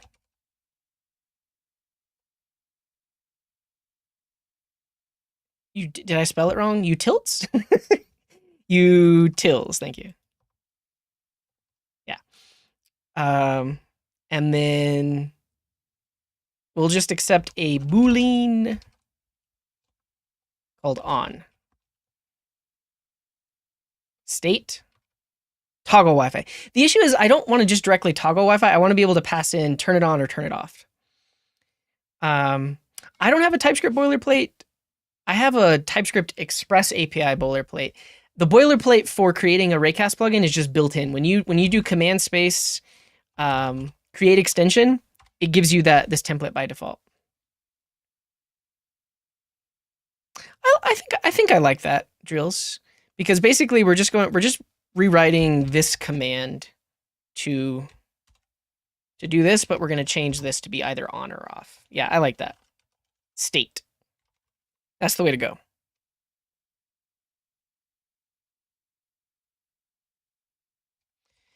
And then we take in the state, which is of type Wi-Fi state.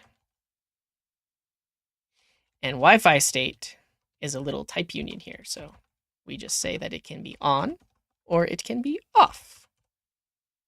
Beautiful. And then we need to pull in exec sync. Like that. And then we'll export this. Yeah, I like that. That's the way to go. So now we have this nice little function we can reuse in our to command. So in hello, we can say set Wi-Fi on. And we'll need to import it. Easy. We do have an ad. I will say, if maybe someone can say this in the chat, there are no ads on YouTube. So if you watch on YouTube, you can get it ad-free. And then this, oh no, I did this in the wrong spot. Now in goodbye, we'll import set Wi-Fi. And instead of doing this, we'll just say set Wi-Fi. And yeah, TypeScript is helpful here because we have that type unit and we'll just say turn it off. Cool. I mean, if we want this to look nice, we can also pull this out and just say sleep. And then we'll write a little helper function called sleep. I guess technically we should turn the Wi-Fi off before we sleep. But we'll have a little function here. Sleep. It does this. Cool. I think we're really close. I think the last thing is we need to figure out how to turn Bluetooth on and off, and then we'll be good to go. Because yeah, we can turn the Wi-Fi on when we say hello. We can turn the Wi-Fi off when we say goodbye, and we also are instantly putting the computer to sleep. Now, this is going to be the slightly tricky part because there's not a super straightforward way to do this. Do we need error handling for this kind of app? I don't see what could go wrong is the thing, but you definitely could wrap this in like a try catch. If we're going to publish this, we probably should. But yeah, like both the hello and the goodbye, we could wrap this in a try catch, and then if it fails, we could show an error message like in the main Raycast window. What could possibly go wrong? Like, I guess it's possible that if somebody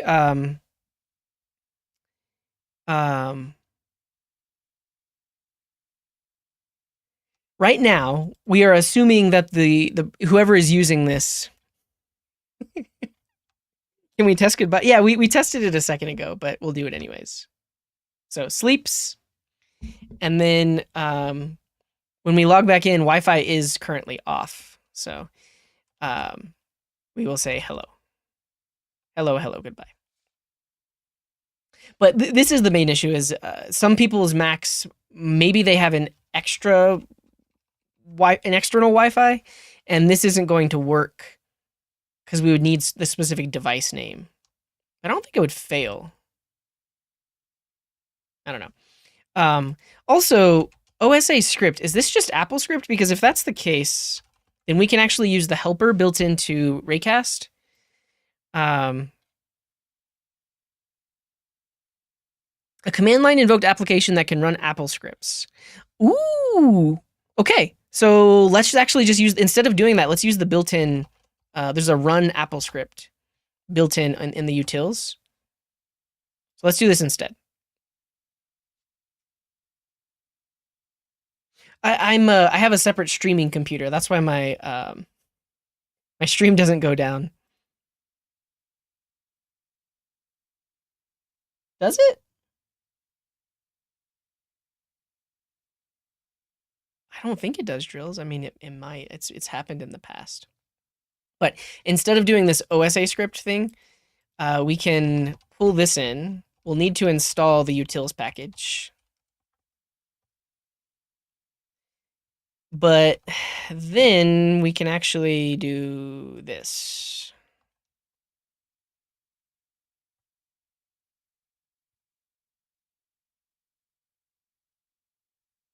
Easy. Let's test it now.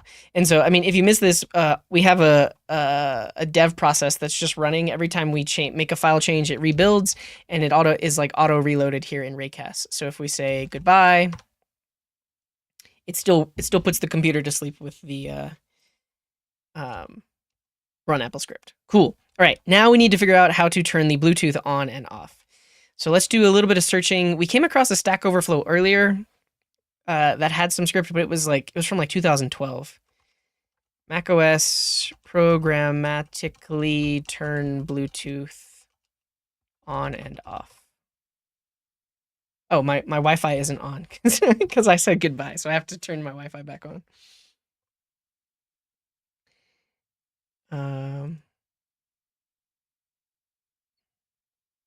Yeah, so this is the one we were looking at earlier. I just hesitate because this is from 2011, but this is AppleScript that does the thing. So I think the only issue is I would have to adjust this to turn it on and off. So is on checkbox to on. If value of is on checkbox is 0, then click is on checkbox. Oh, I see. So they're setting a variable here.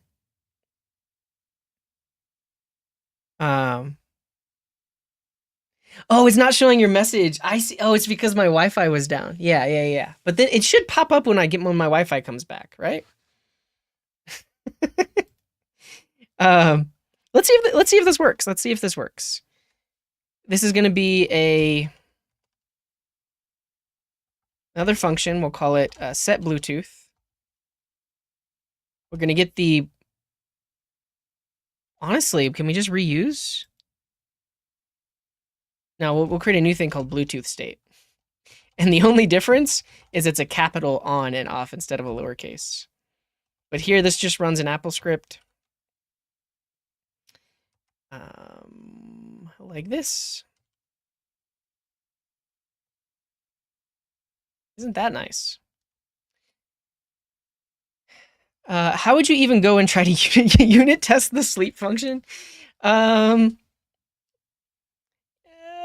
You wouldn't, because this is standalone. This is like, why would you test this when it's outside of the control of your application, right? Like, it's Finder that does the sleeping. We don't need to test that because Finder is probably already tested. Right? I don't know. But so the reason I'm making a separate one here is because inside of the AppleScript, it is capital O and capital O. So set is on checkbox to checkbox on. If is on checkbox is 0, then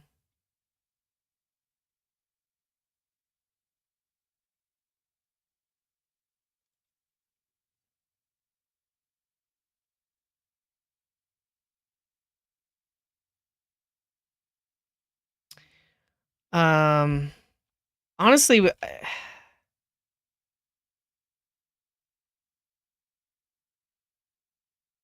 how am I going to do this? Okay, I have to think through this. So actually, I guess I could just have a little ternary in here. Yeah, right here. Right here, there will be a little ternary. And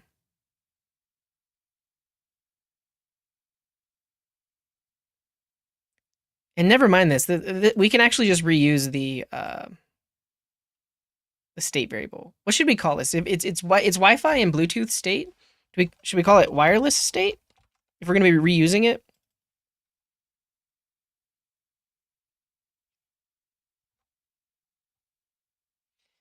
But right here is where the change should be. So if state is on, then we're going to turn it on like this. And then otherwise, we're going to turn it off like this. So this codes is doing a toggle. So we need to change the code. So if the value of the checkbox, so if we're trying to turn it on and the value in the checkbox is not clicked, then click it. And then if we're trying to turn it off, if the value of the checkbox is 1, then click it to turn it off. Oh, a capitalize. Nah, that's good to know. I've never used that. Use an int. All right, let's see if this works. So we're just going to do it on hello. So in hello, we're going to say set Bluetooth on. And I'm going to pull up my Bluetooth settings really quick and just turn it off. It is off. If I turn it on, is it revealing? I guess not. Okay. So I save this. We can see the status here. And if I say hello, Raycast wants to access and control system settings. Allowing control will provide access to documents and data in system settings. Yeah.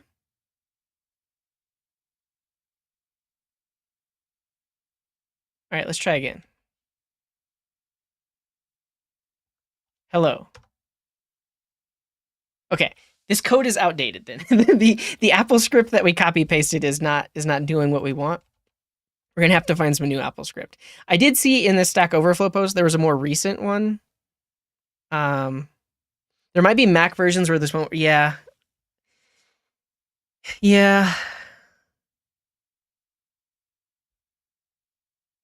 This script is for turning Bluetooth on. Menu bar where description is Bluetooth. The thing is, I think I've hidden my Bluetooth in the menu bar. So how would that work?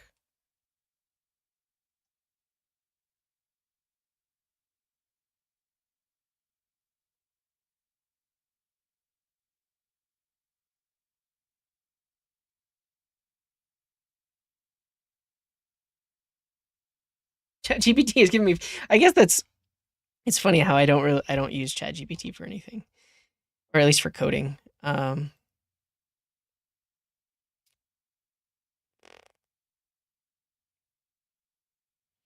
people are using Blue Util.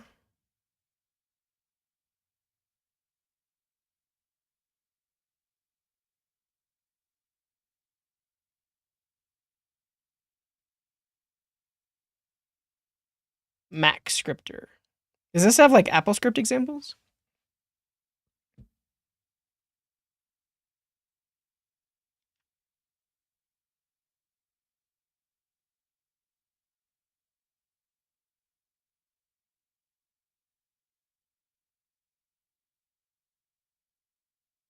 So yeah, this one is also using menu bar. I think this is going to be an issue because I don't have Bluetooth in my menu bar.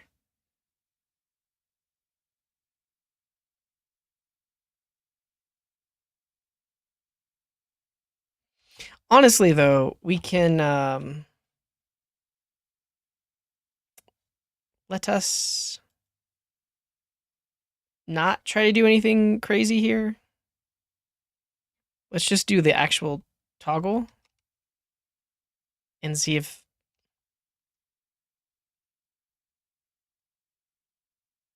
that will work.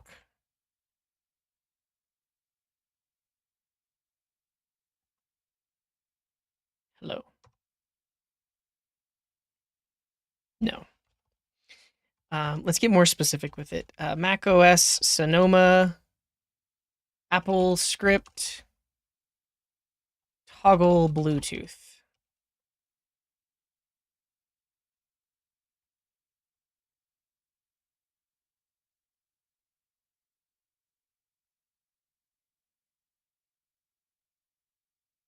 Oh, they literally embed the Blue Util binary. That's fascinating. I didn't consider that. I don't want to do that though. But they literally embed Blue Util in their Alfred extension. Yeah.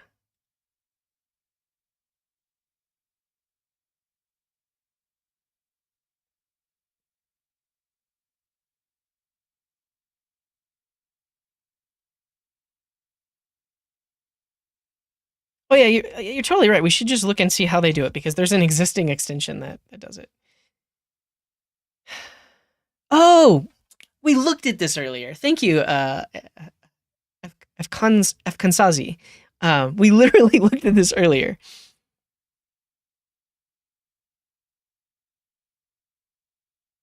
Cool. All right, we're gonna copy paste the code. We'll leave a reference to where we got it. But let's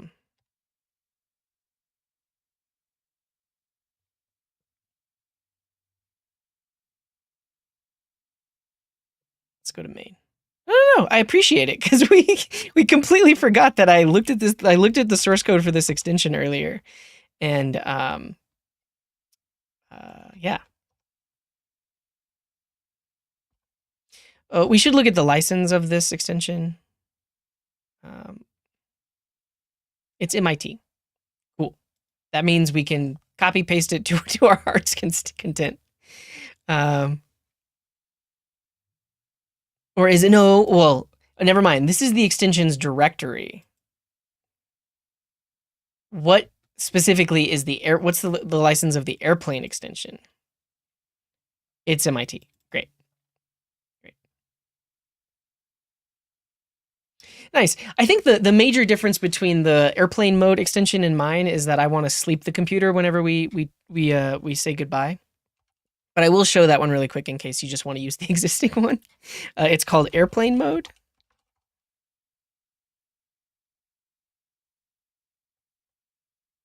It's just called airplane, and you can toggle it on and off. So that's where we just grabbed this code from. But to see if it is enabled,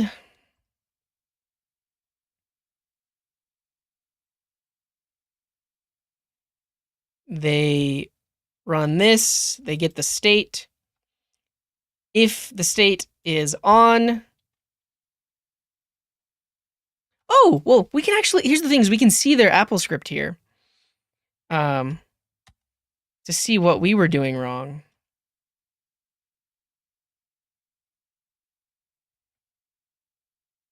Tell application system preferences.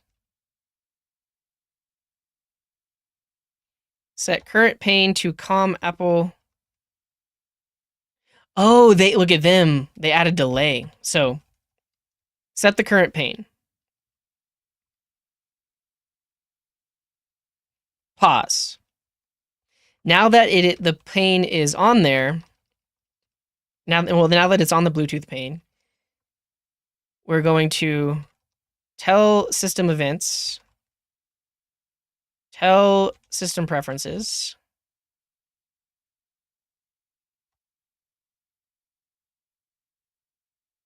click Bluetooth,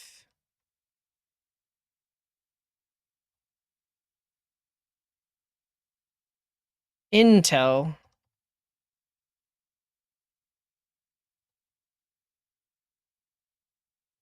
we have another delay.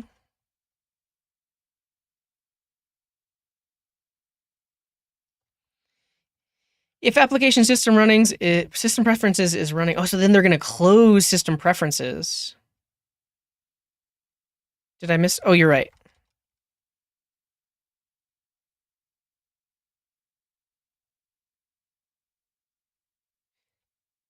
Tell application system preferences to quit. End if. Fascinating.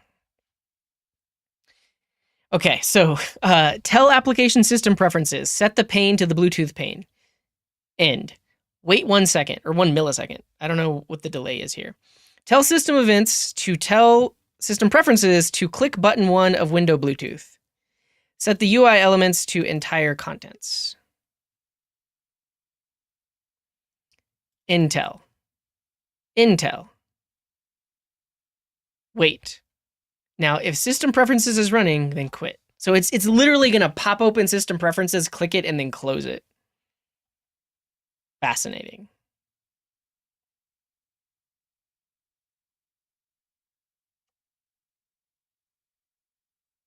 Yeah. Oh, thanks, Lakshman. I appreciate that. Yeah. Yeah, it's awesome working over there with Wes and Scott and everyone else on the Syntax team. Okay.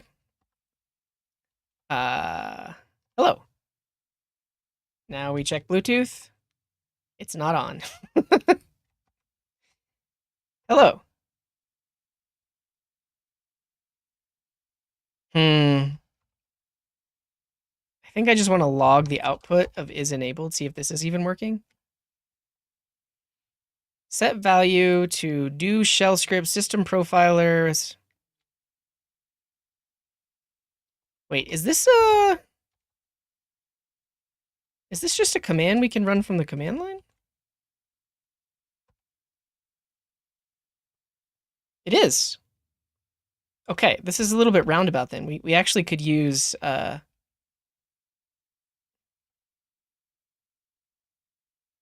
exec-sync.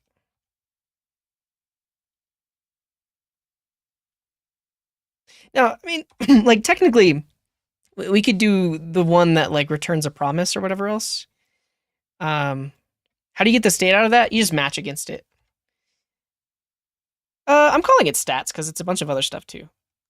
And then the state is what we match against.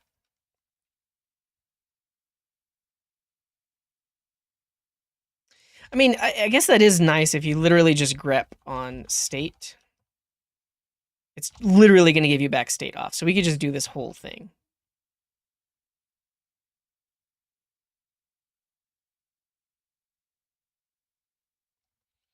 Current state. That.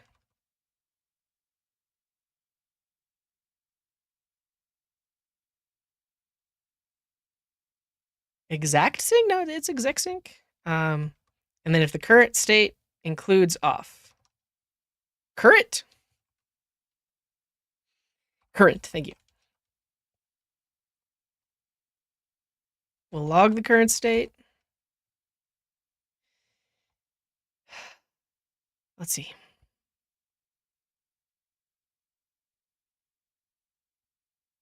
Hello. Oh.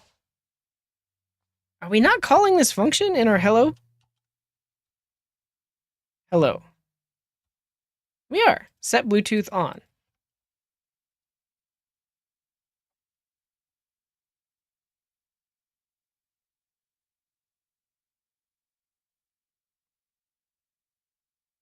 It calls setting Bluetooth, and then oh, I know why. Or do I know why? It's building it behind the scenes. We need to await this. But we don't because we're using exec sync.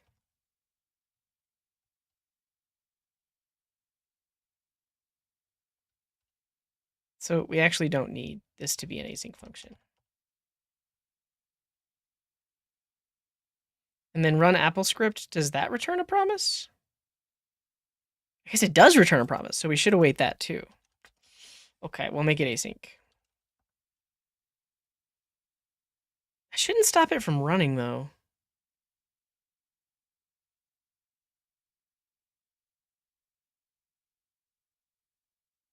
Let's try.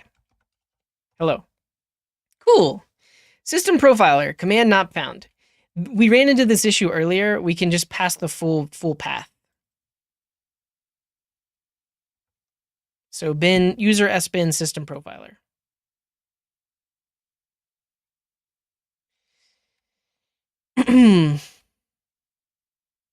Right here.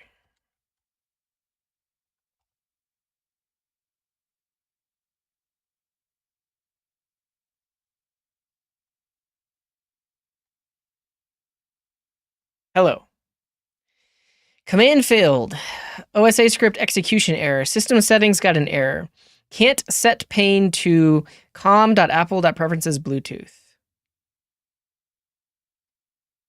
Oh, because it's already open. I think that's why.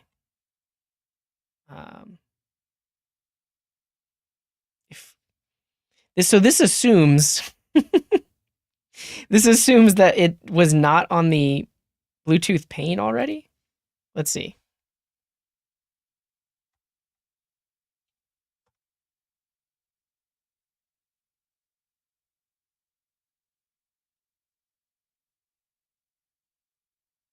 Assumes it's closed. Let's see.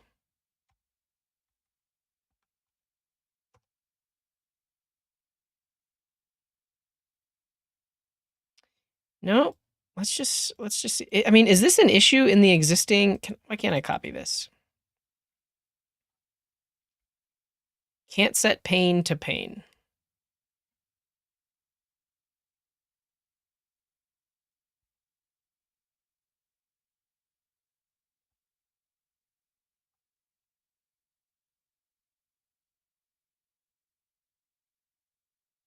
Not working in Yosemite.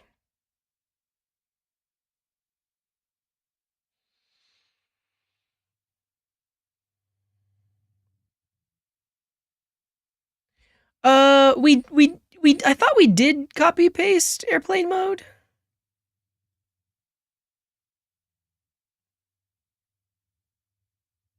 Reveal pane. Ah.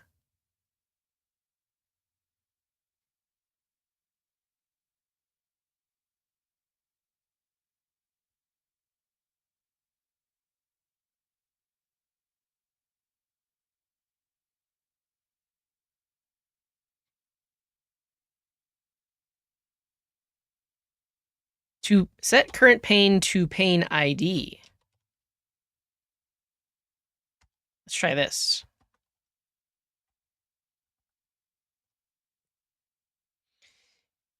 Can't set pane ID to pane ID. It's yeah. I mean you're completely right. It is possible that I did make a mistake. So let's just copy paste it directly. If it works, then we know there's an issue with what I did.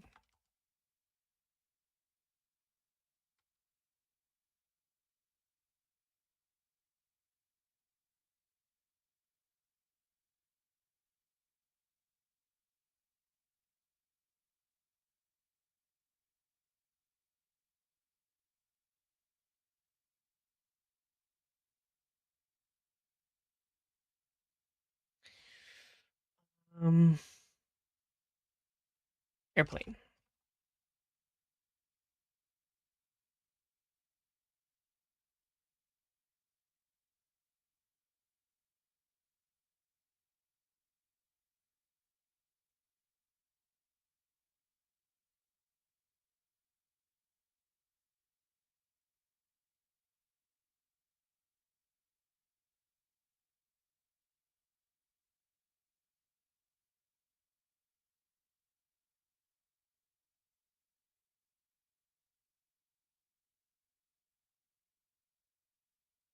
Okay, let's try it. So this is copy pasted exactly.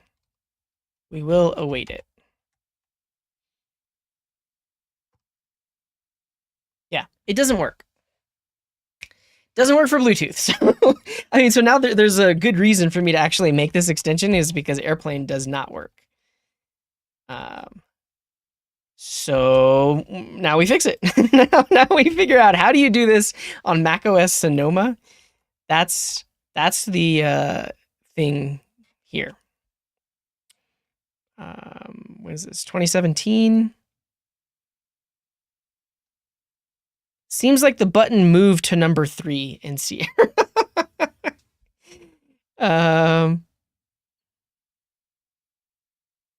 Tell application system preferences. Set the current pane to pane ID. Com Apple preferences Bluetooth.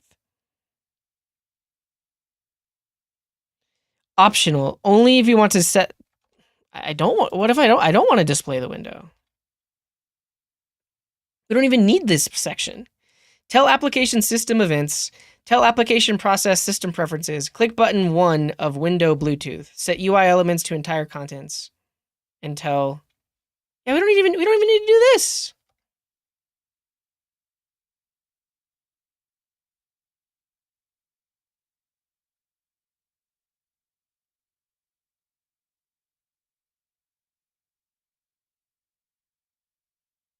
Click the checkbox. Button 3?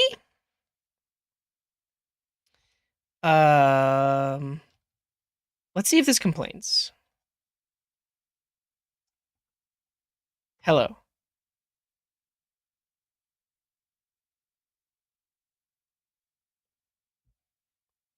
Can't get application process system preferences. That's why you have to show system preferences.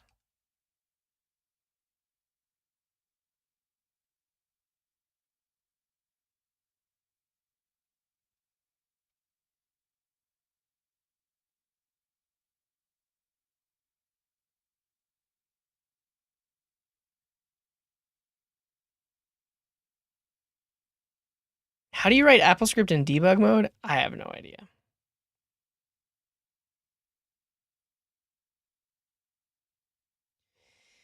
AppleScript almost always fails to turn Bluetooth off if the system preference window is in the background.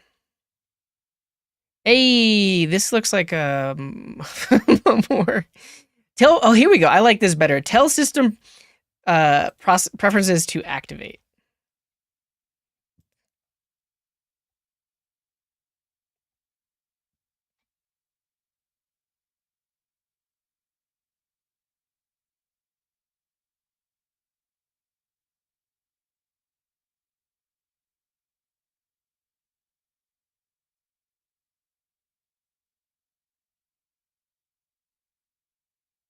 Yeah, I'll link it if it works for sure. So tell application system events. Tell process system preferences activate. So open up system preferences. Tell system preferences, set the current. See, this is the line that is breaking for us. And then system preferences, set stat name to name of button 3 of window 1 as string. Wait, what?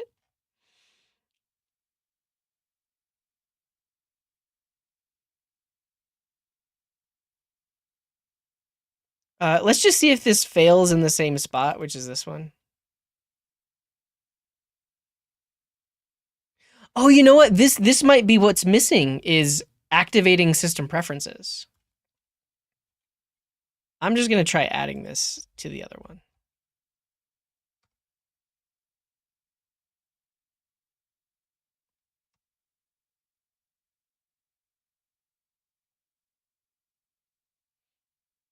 Please activate system preferences. Then set the pane. Expected end of line, but found. What?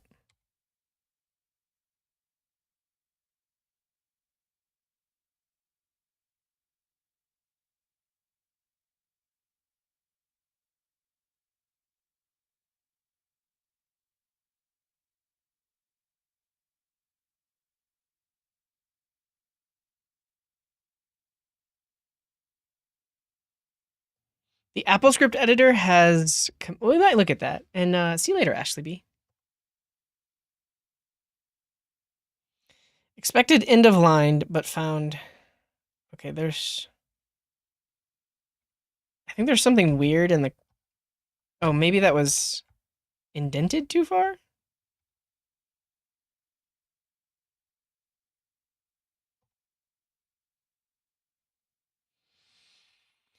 I don't know how to debug this. Let me see if I can find the AppleScript editor.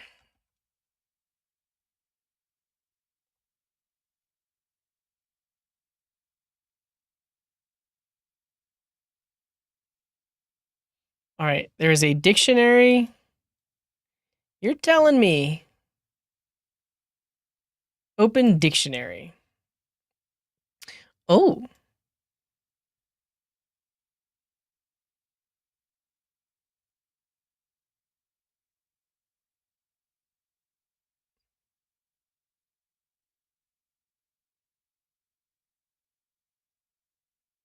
Open new from template.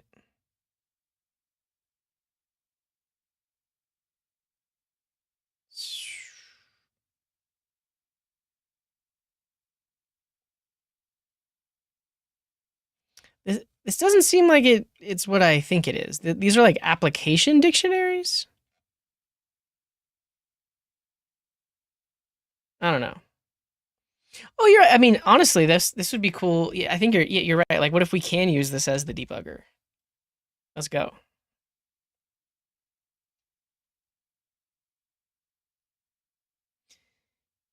Expected end of yeah. So, okay, this is the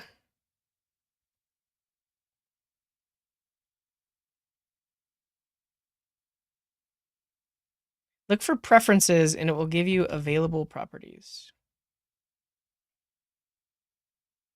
Let's see, does this codes work?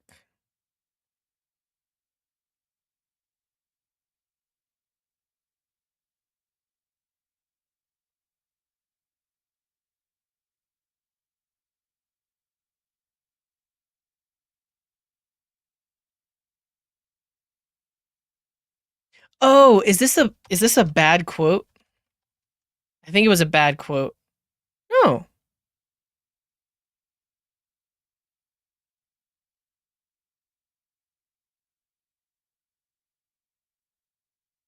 Hmm. Oh. But it's still telling me I have a syntax error though. Let's try this. Tell process finder activate.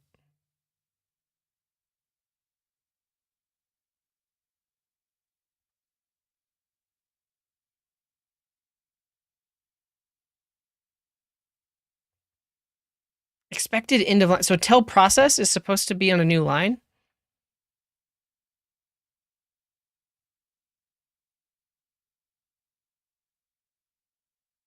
Yeah, tell process. Oh. Not get rid of the word process, I think.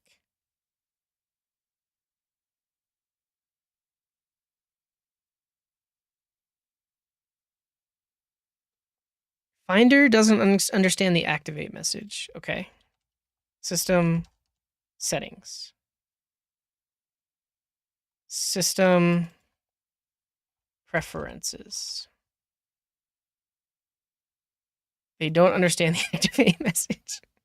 Okay, let's see if we can debug this.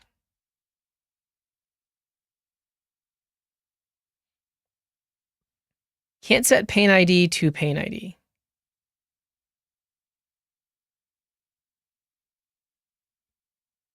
Tell application activate. Okay, we're almost there. Okay, so activate. Okay. I think so. The issue earlier was we need to say tell application, not tell process. Tell application. Yeah, you got it, no weave. Tell application activate. Then tell the application to go to the Bluetooth panel.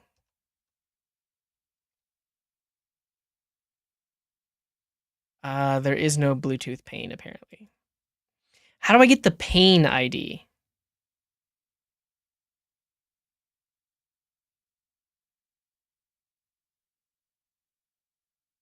Hmm.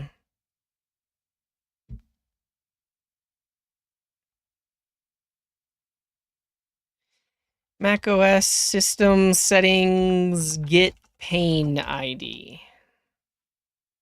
Identifying system preference panes.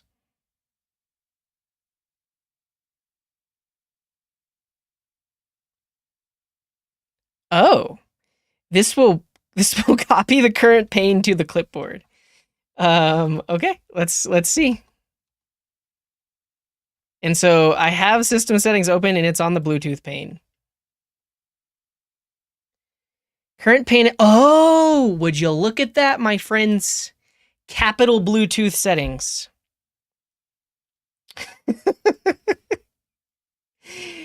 Okay, we're getting there though. This is awesome. So in our codes, is that what it was? com.apple.bluetooth settings. Okay. I don't think we even need the delay. Click button 1, Intel.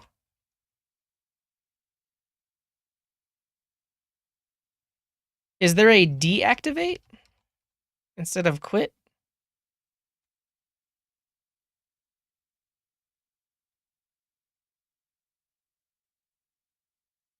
All right, we're going to close Bluetooth settings entirely here inside of script editor. Do the thing. I did it wrong. I think it's literally com.apple.bluetooth settings, right? Is that what it was? Oh well, I edited it here, but I have to edit it here.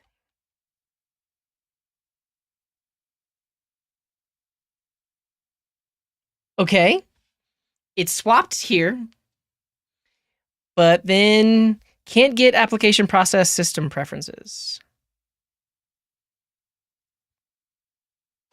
What if I just tell application to click button 1?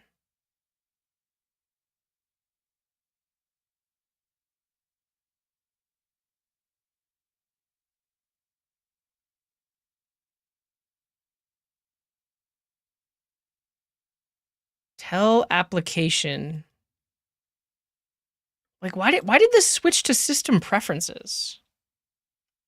Are they two different things?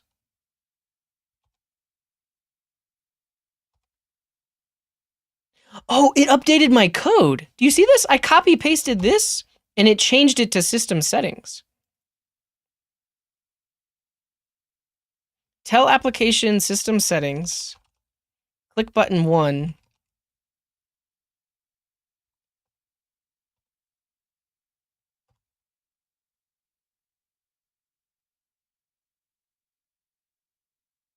Expected end of line where? Whoa, yeah, that's big brain. Trills, I didn't know you could actually do that. Let's see what that does for us. Start recording. Click here. Click this. Stop recording. Um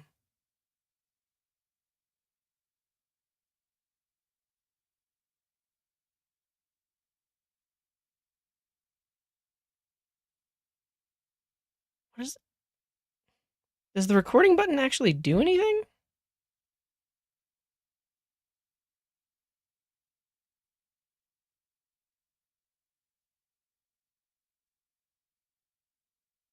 Huh, it's not doing anything.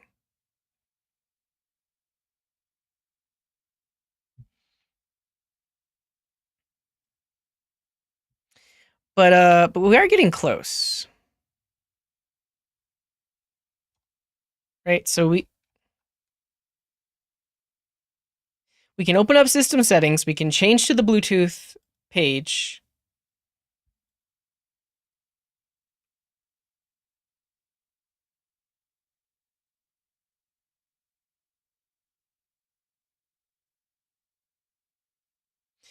And the other issue is if it's already on the Bluetooth settings pane. Wait.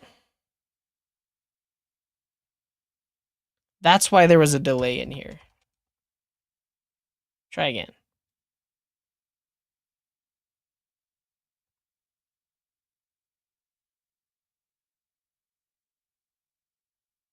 Okay, so this is good. This flips it here. Let's figure things out further. Um, Identifying the pane supports URL scheme. Okay, AppleScript click toggle in system settings.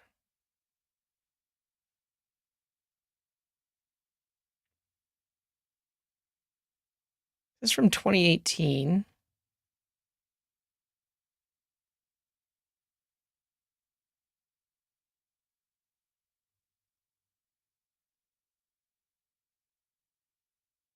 Tell application.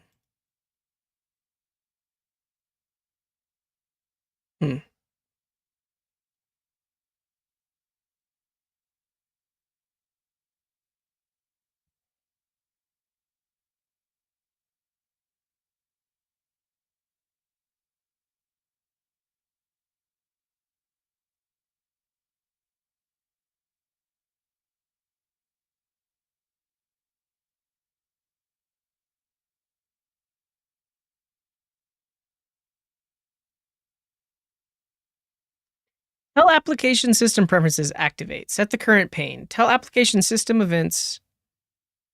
Click button.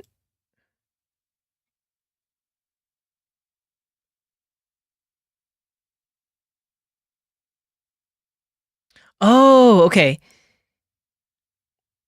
Get UI elements of sheet 1 of window 1.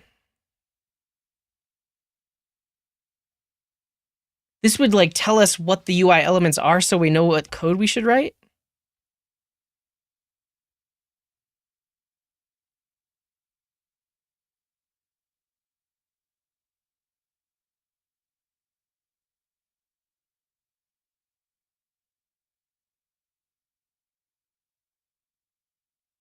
Yeah. Oh, there's a YouTuber that has loads showing how to use AppleScript editor tricks.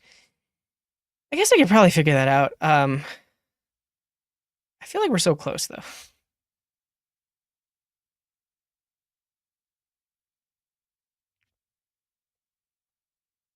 AppleScript list UI elements.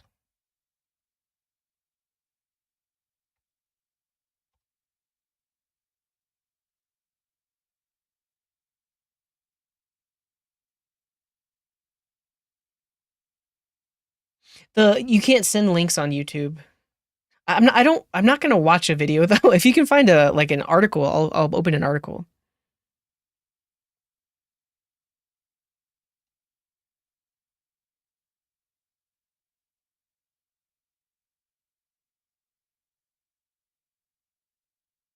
Listing available. Yeah, that's basically what we want to do. So will this work? It needs accessibility access. I'll allow it.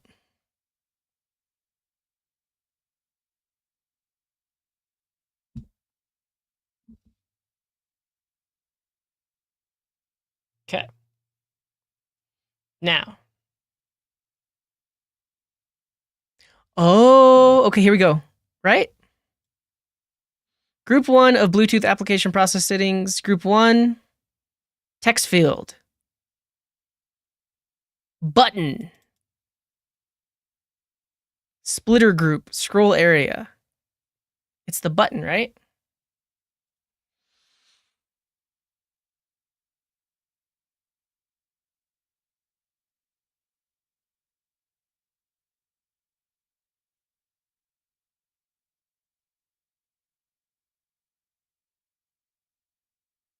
I mean, uh, because it launched the window, yeah, it was able to.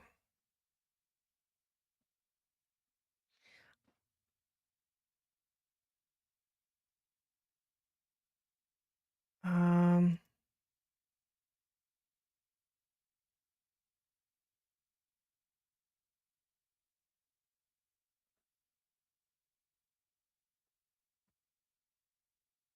you can use the accessibility inspector app that comes with Xcode. Do I have Xcode? Give me a second. Oh, I do have accessibility inspector.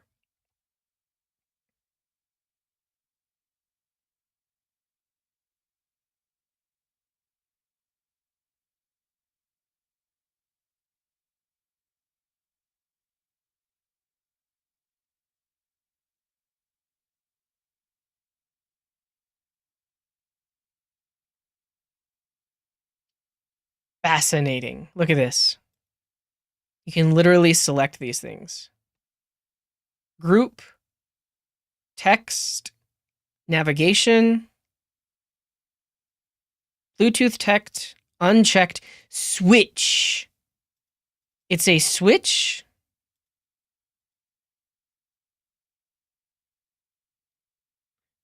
If you give me the name of the video, I'll look it up, Aaron. Just give me what to search for.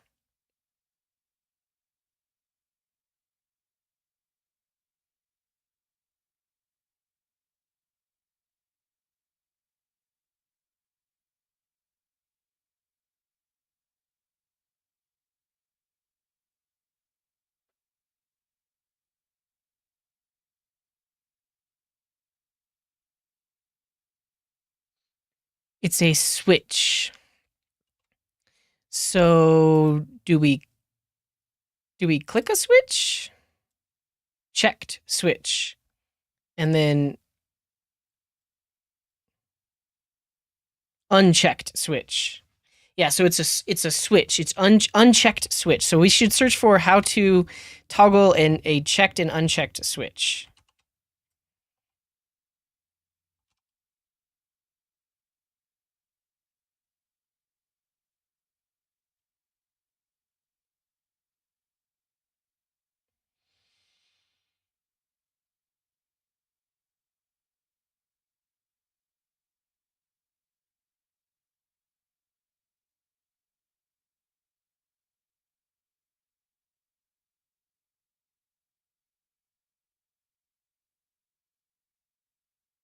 Um, we run this, and then this breaks. Can't get application process system preferences. Should this be system settings?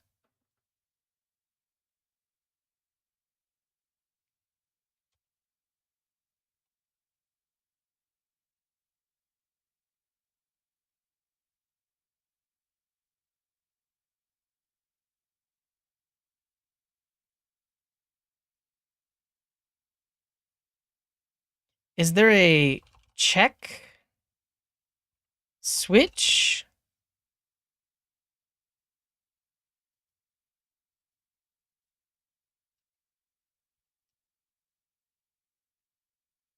Click switch? I guess it wouldn't be called a switch because switch would be like a reserved reserved word. Um, AppleScript check switch.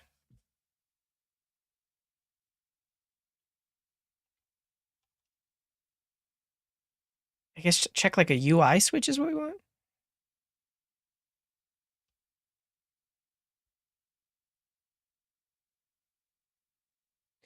I guess it's not a checkbox though, but maybe they refer to it as a checkbox because the accessibility inspector told us that it was a switch.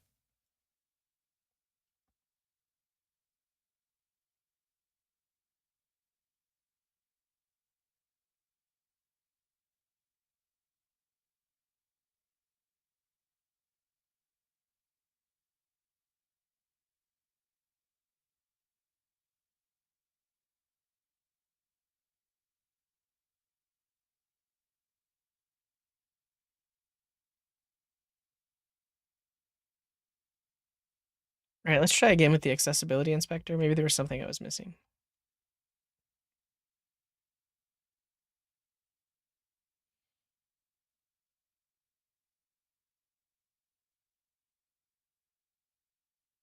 Okay.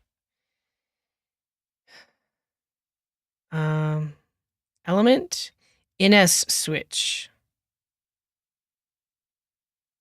Title UI element Bluetooth text.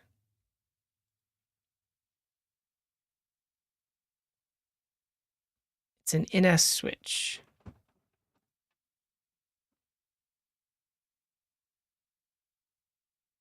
AX checkbox.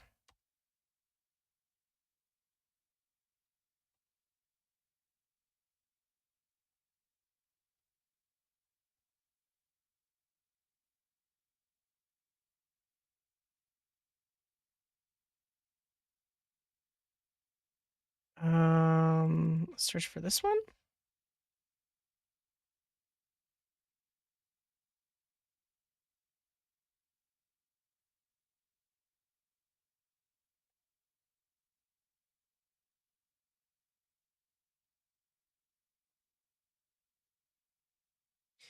In Big Sur, the name property for these particular checkboxes appear to be missing.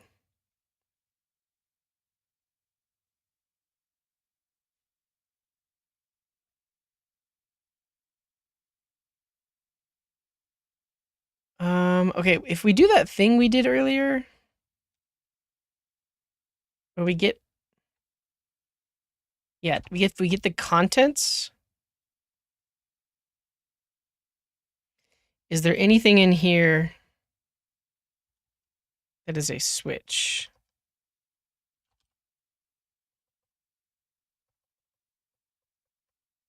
Is a checkbox. Is that what it's called in here? Yeah, they're calling it a button, not a checkbox. So I think checkbox is what we want.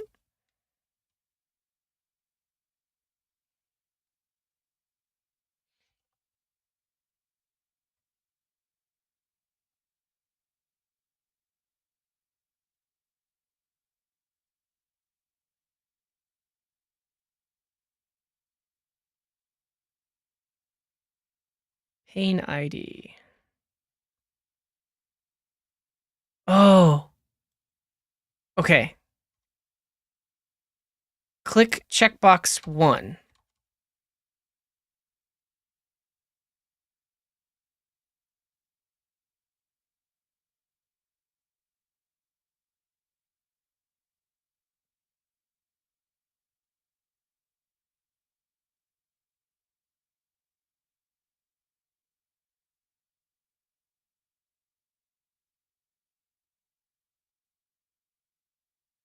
Could we do the active window?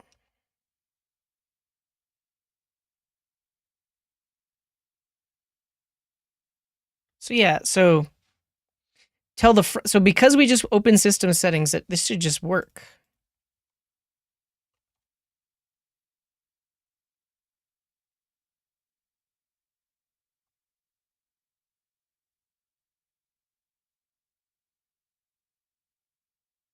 Click checkbox 1.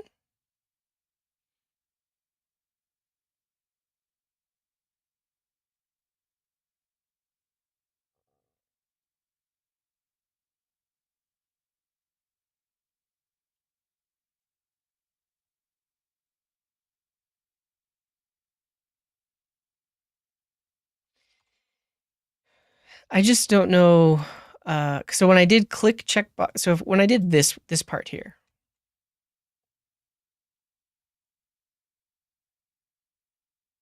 the window name isn't Bluetooth.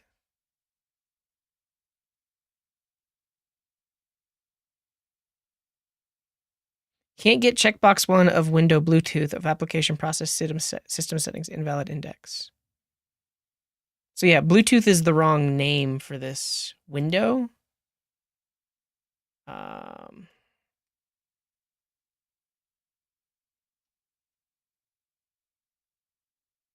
Will this give us the name? Yeah, look, window Bluetooth of application system settings.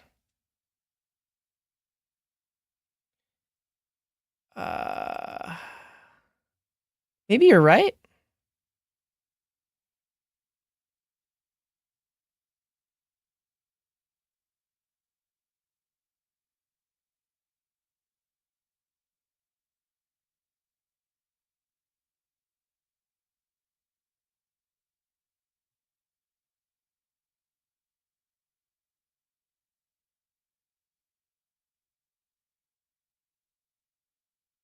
Expected end of line but found identifier.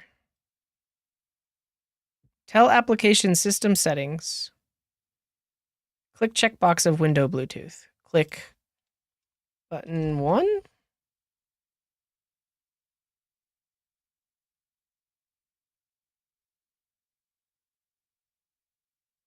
It doesn't like my syntax here for some reason. Right here, it doesn't like this.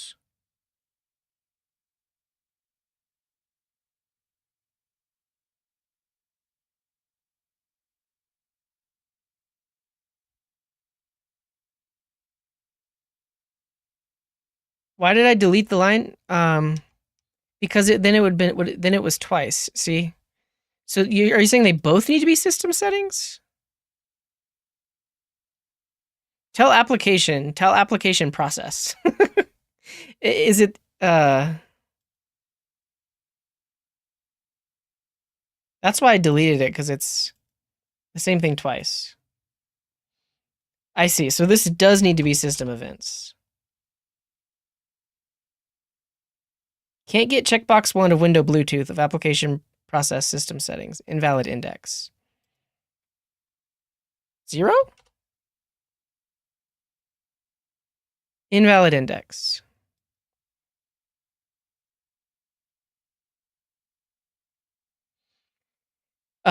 Here's the thing. We are really close. We just need to figure out how to toggle that button. So I think we can at least hold on to these codes here.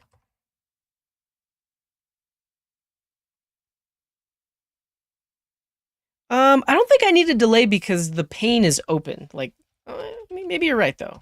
Okay, let's just try delaying. So make sure that the pane is actually there, and then click that checkbox.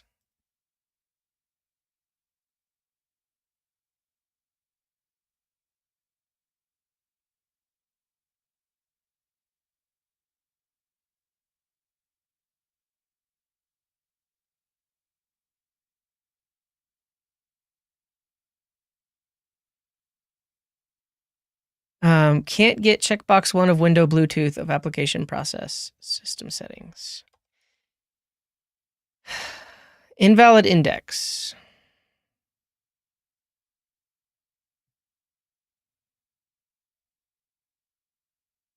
When you press enter on the Bluetooth screen, I guess I would have to tab. I would have to tab through.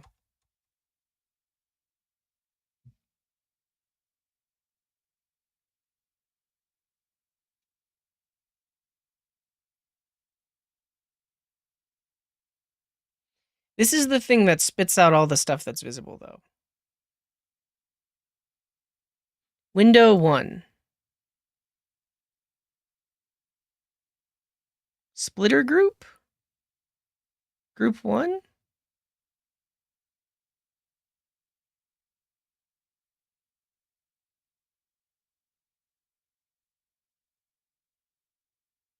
I guess I just don't really know what I'm looking at. I think the main issue is like, I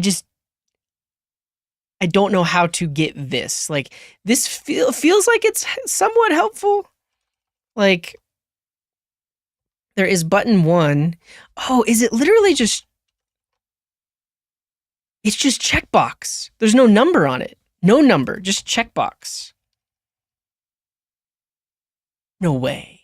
No way. No way, right? Missing value.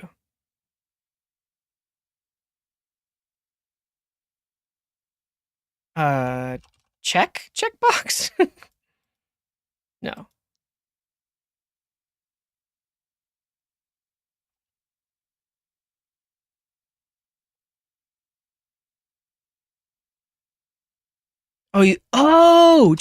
You're right, Drills. This is it. It's a name. It's named. Okay, can't get checkbox exclusive. Okay, okay, never mind. But we're getting closer. We're definitely getting closer. Um, let me just copy the value that's in here.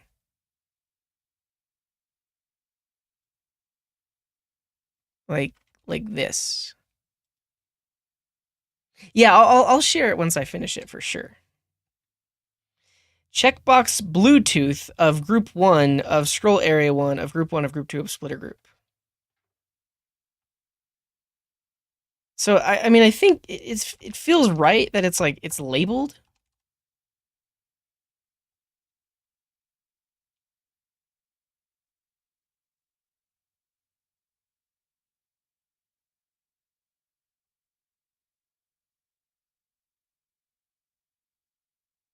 Maybe it's not click. Maybe I can find a um can't get checkbox Bluetooth.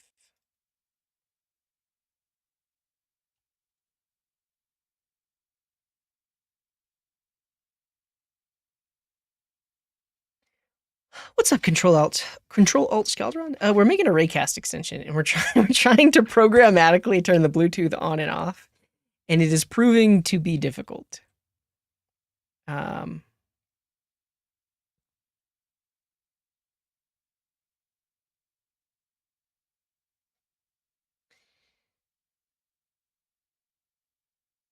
I think I should look at AppleScript checkbox examples. Is it named on? I didn't see that in the output.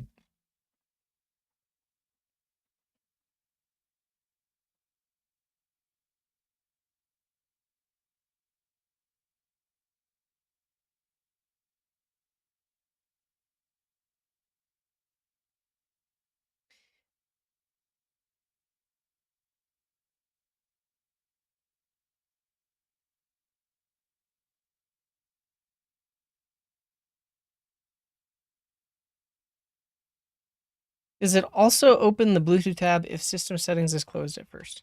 It does, yeah. We at least got, so like I can close it completely, and then when I run this script, it launches it. Yeah, see, it goes here.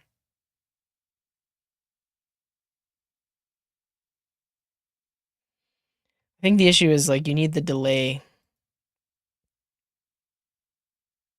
to be the right amount. Yeah.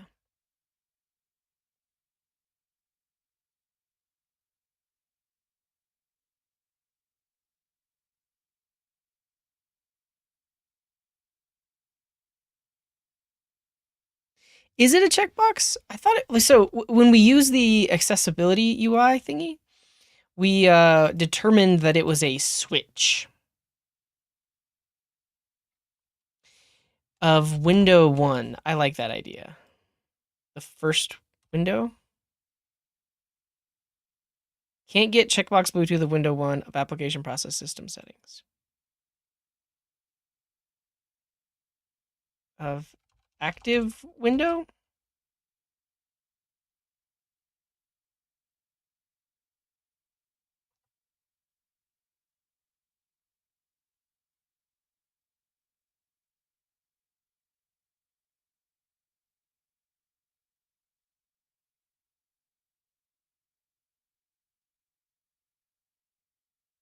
Can't get checkbox of window.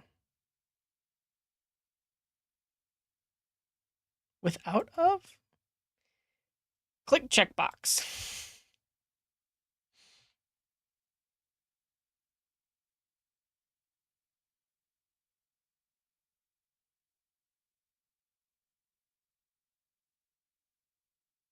Can't make make checkbox into type UI element. Okay, so that's what I'm thinking is like click the wrong thing?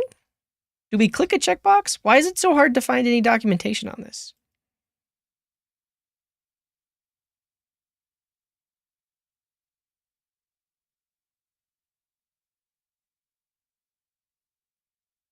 Read Bluetooth? What?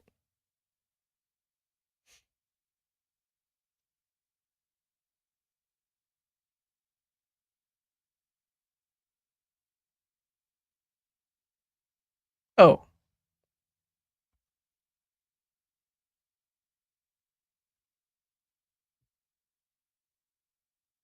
Can't get checkbox Bluetooth of application process system settings.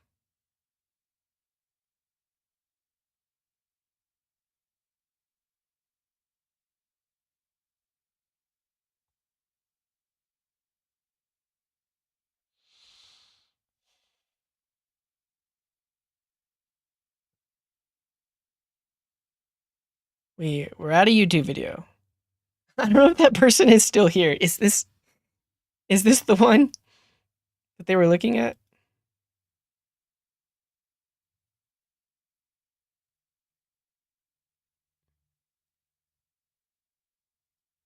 We literally were just looking at this forum post.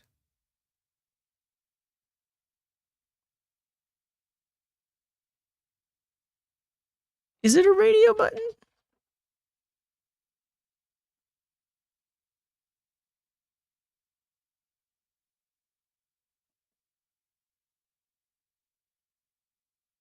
Hmm. I don't think it's a check. I think it's a switch. AppleScript check in S switch of system settings. It's a switch.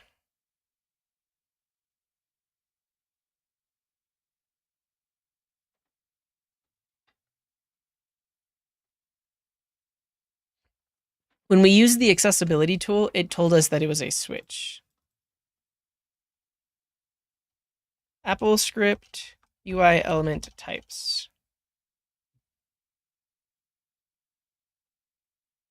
Scripting system settings by Apple a day. Let's try it.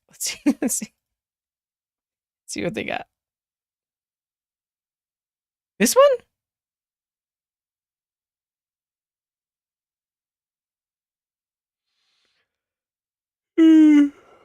They do it on Ventura.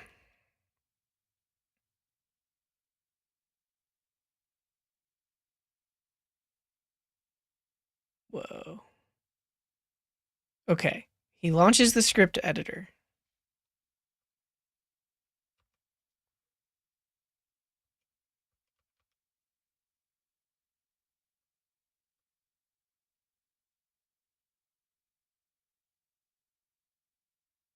Right, so that activates it. Great. Does he use the record button? Oh, there's a system settings dictionary. This is what we need. This is what we need. Okay.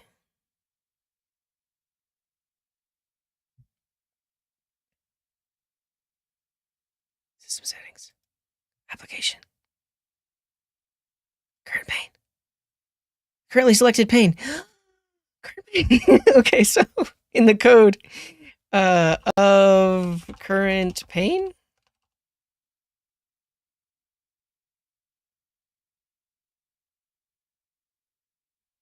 No, it's not that I ignored you. Is like I don't typically like watching videos while I'm streaming.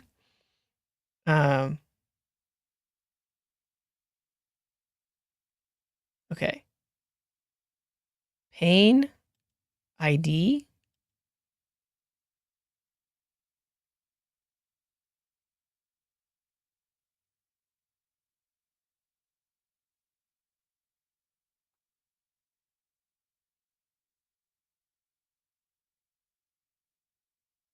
Okay, it's cool to know that the dictionary exists.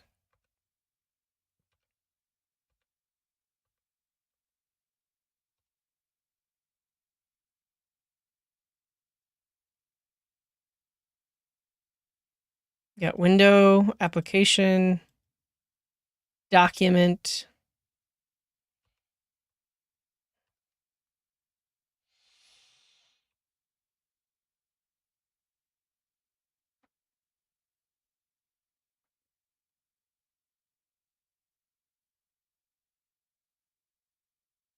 We do get properties. Tells us what the pane ID is. Oh. All right. So that's how you figure out what the pane ID is. That's awesome. Oh, but we have a window ID. Okay, wait. We want to do get properties.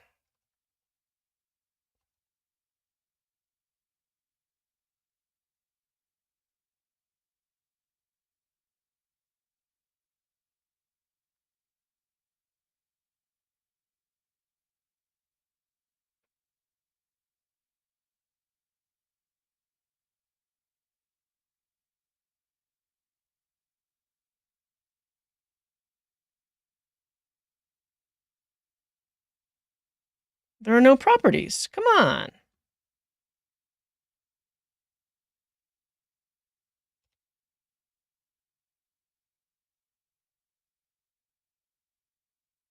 Here we go.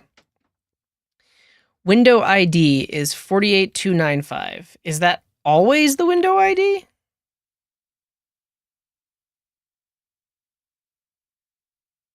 $48295.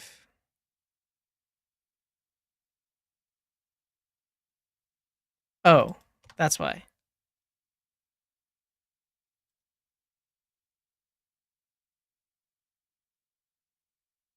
Okay.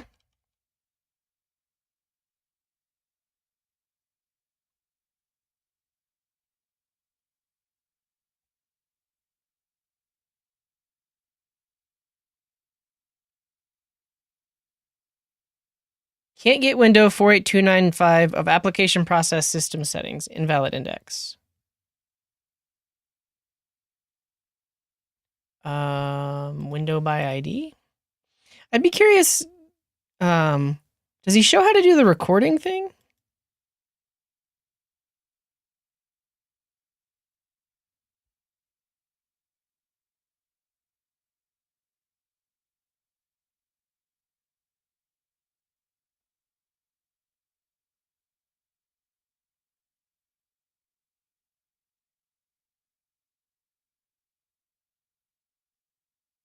Okay, tell window 1 of application process system settings. That's what we want.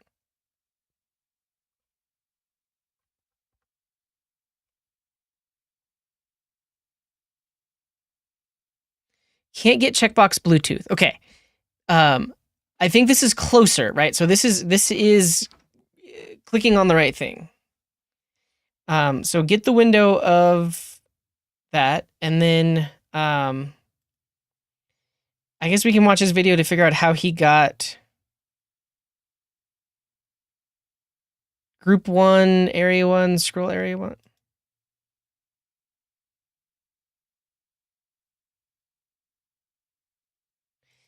I mean, did he use get entire contents?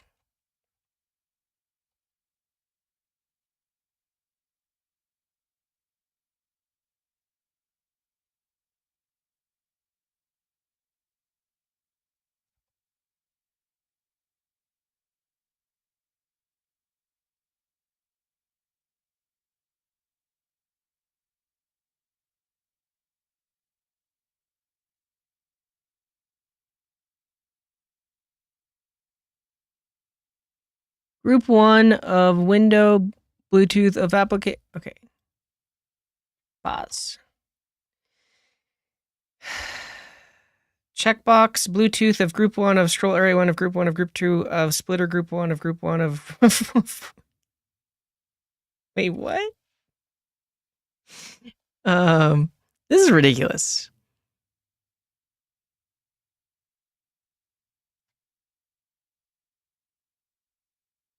Make it pretty with the bottom button.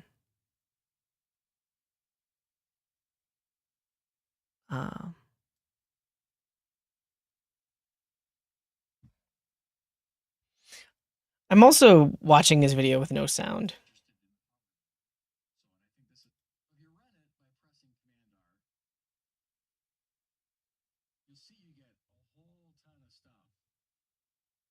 So that looks awful to have to parse through. Luckily, you can search. If I click down in the result area and type in Command F, it will search within the results. So what I want to search for is the name of this control. Typically, the controls are called by the same name as their text. So in other words, this might be called turn display off. So why don't we try typing that in? Turn display off, and I press return. Oh, actually, I don't even have to press return. Well, look at that. We've got over here, turn display off on battery when inactive. That's the issue, Drills. I search Bluetooth. It's everywhere. There's so many Bluetooths. I have no idea what is what. Yeah.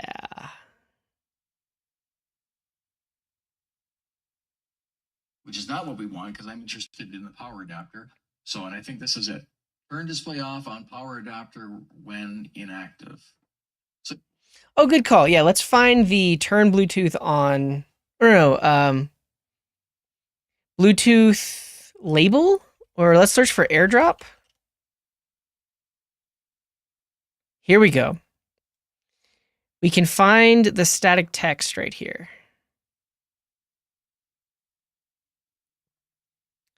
Yeah, but see, there's the checkbox, right? Because so here's the static text of group one, of scroll area one, of group one, of group two, of splitter group, and then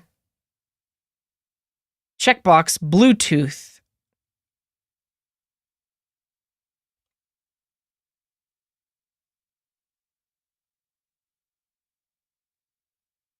Tell window Bluetooth to click checkbox Bluetooth. Can't get checkbox Bluetooth, the window Bluetooth of application process system settings. Was that window 1 before? It's not a checkbox though. All right, let's go back to what we had.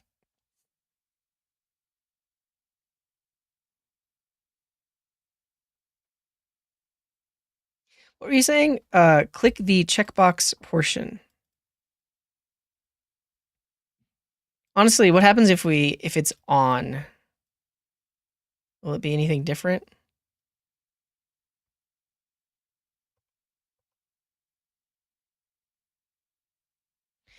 Yeah, that's the issue. I don't know what the selector is, right? Because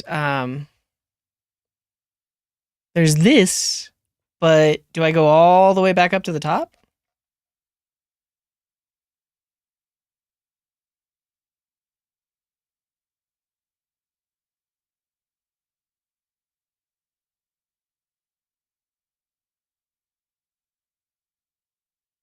Oh, until the next comma.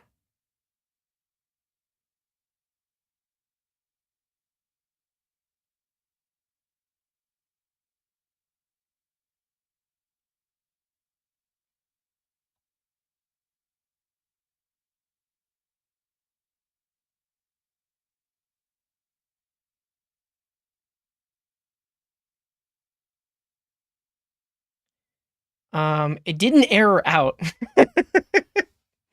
um, oh no, it's working! It's working! It clicked it.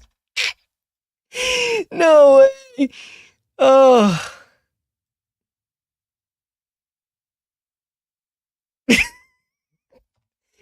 Well, this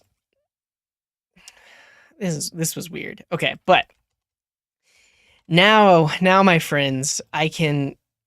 I mean, I've been live for almost 3.5 hours. It's ridiculous. Now we got it. Okay, so click it, and then I guess the last thing I want is I want to close system settings after this. So, is there a deactivate? Yeah.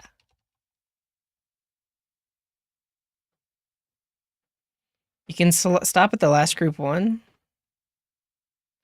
Can I? Yeah. What if how simple can I make it? Can I just do of group one? No.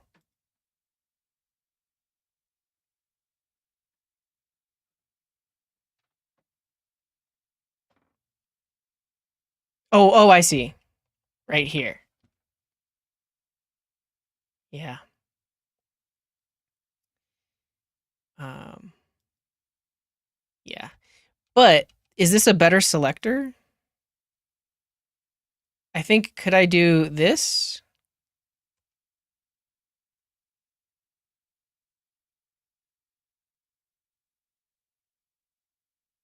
I can. I like that better.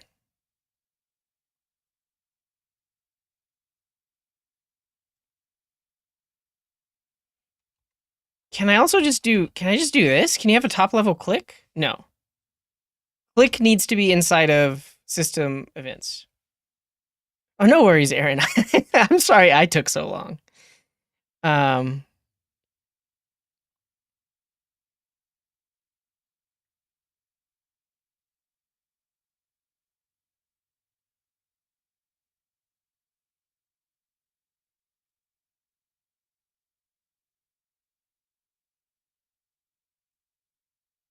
okay.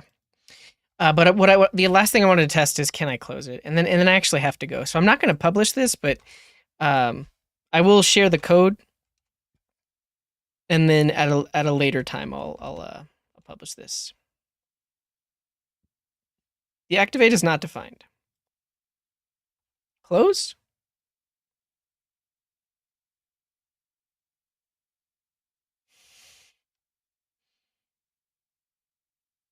Quit. Quit.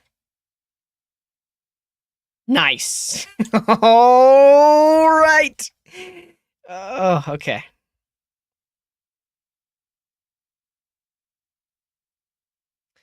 But listen, we, with our newfound knowledge, we can click anything on a Mac. We can literally we can click anything. Okay. So here's what we do. We have the current state. If the current state is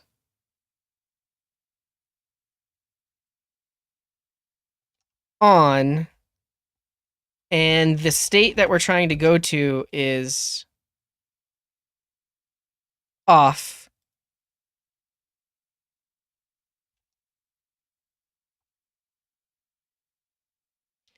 um,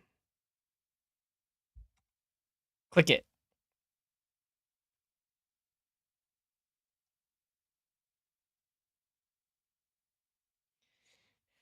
Or the opposite of this. It includes off and the state we're trying to go to is on, and we click it.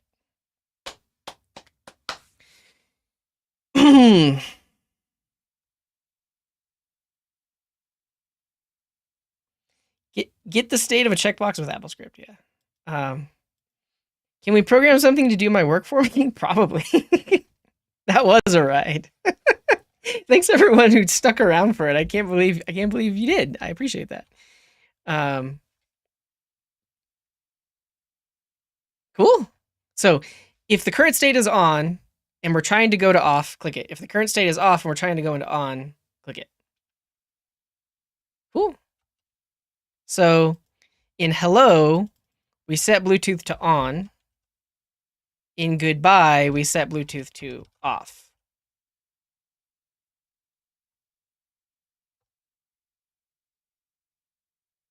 All right. Goodbye. It closed. Now we will come in here. We'll look at Bluetooth and system settings. It's currently off. And if I say hello, it closed system settings, but it turned it off and it turned it on. It should have anyways. It's not on though. Is my logic off?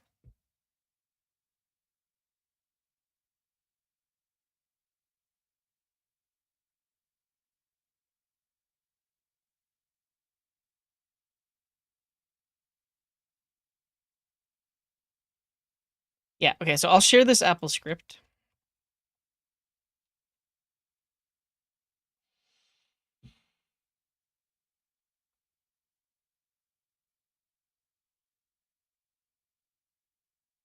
What's the AppleScript extension?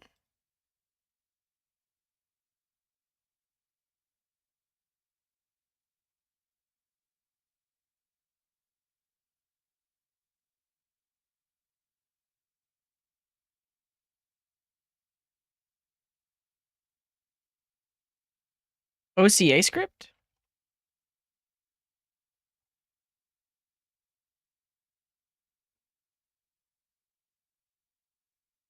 SCPT.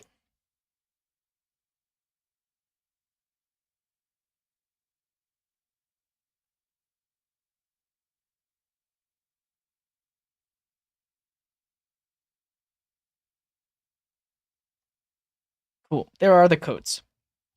Though I actually don't know if it's working because Bluetooth is currently off, and if I say hello, okay, it did turn it on. It did turn it on, but it didn't turn it off. Maybe I was in a weird state. Okay, but if I say goodbye, sleep, and if we look at Bluetooth should be off now, and it is. Okay, and if I say hello, my Wi-Fi turned on, but my Bluetooth isn't on.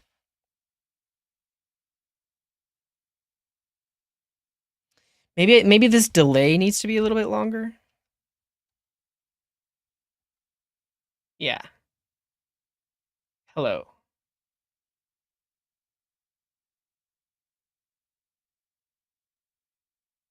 Even longer.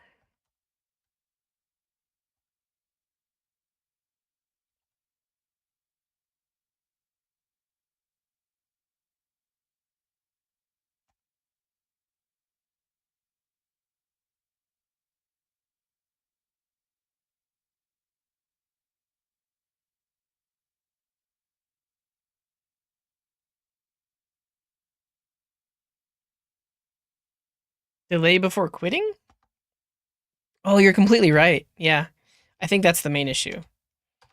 No delay there, but if I don't delay before quitting, then it doesn't have time to toggle it. Yeah. it needs time to toggle it. That's amazing. Okay. Um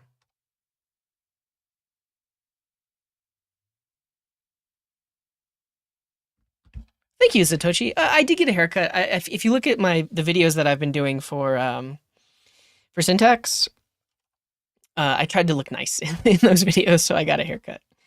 But I am wearing a hat today because I didn't feel like styling my hair. Okay. Not better display. We say goodbye.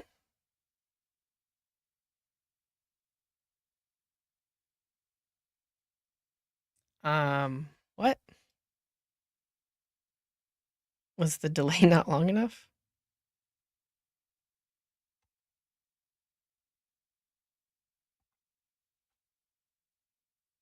Goodbye.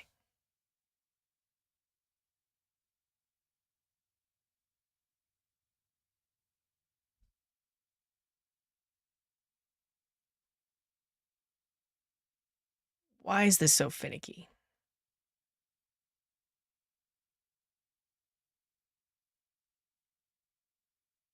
Oh, apparently we do need a delay here.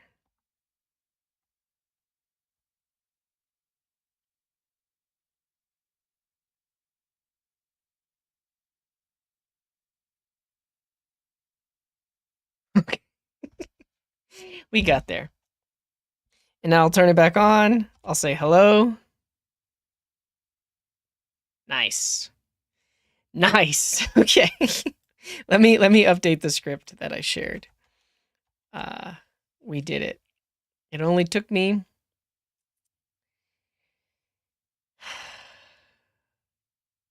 2 hours. It took me 2 hours to do this. And I couldn't have done it without Aaron. So thank you, Aaron. And also thank you to that YouTube channel. Who was this? Apple a Day. This video doesn't even have 1,000 views. Everybody that was here learning about this stuff, go watch this video. Give this dude some views. You can always look on the Sentry websites. As far as I know, Syntax isn't hiring, but if you look at sentry.io /careers, yeah, Aaron. I mean, I'm glad too that I didn't give up because I should be hanging out with my dog and my wife right now, and I'm not. So, but we figured it out, and I think I'm gonna go now. But yeah, Syntax is hiring. If you're, the thing is they don't they don't do full remote. You have to be at one of their locations. So they're in San Francisco, Seattle, Vienna, and Toronto. Um, well, thank you, Jules. I mean, I know you all miss me. Oh, thank you, Aaron. I appreciate that too. Awesome. Yeah, I'm gonna get out of here, but go follow Syntax everywhere. I'll be posting video. I'm gonna continue posting videos there. I've got some videos coming out next week. One on Docker, and then another one. I'm not gonna spoil. Just keep an eye out. All right, we'll do a raid too, so stick around for the raid. Hopefully, I'll be able to stream more often. I don't have a schedule yet, but it really just comes down to like, do I have the energy after like making videos and working over at Syntax?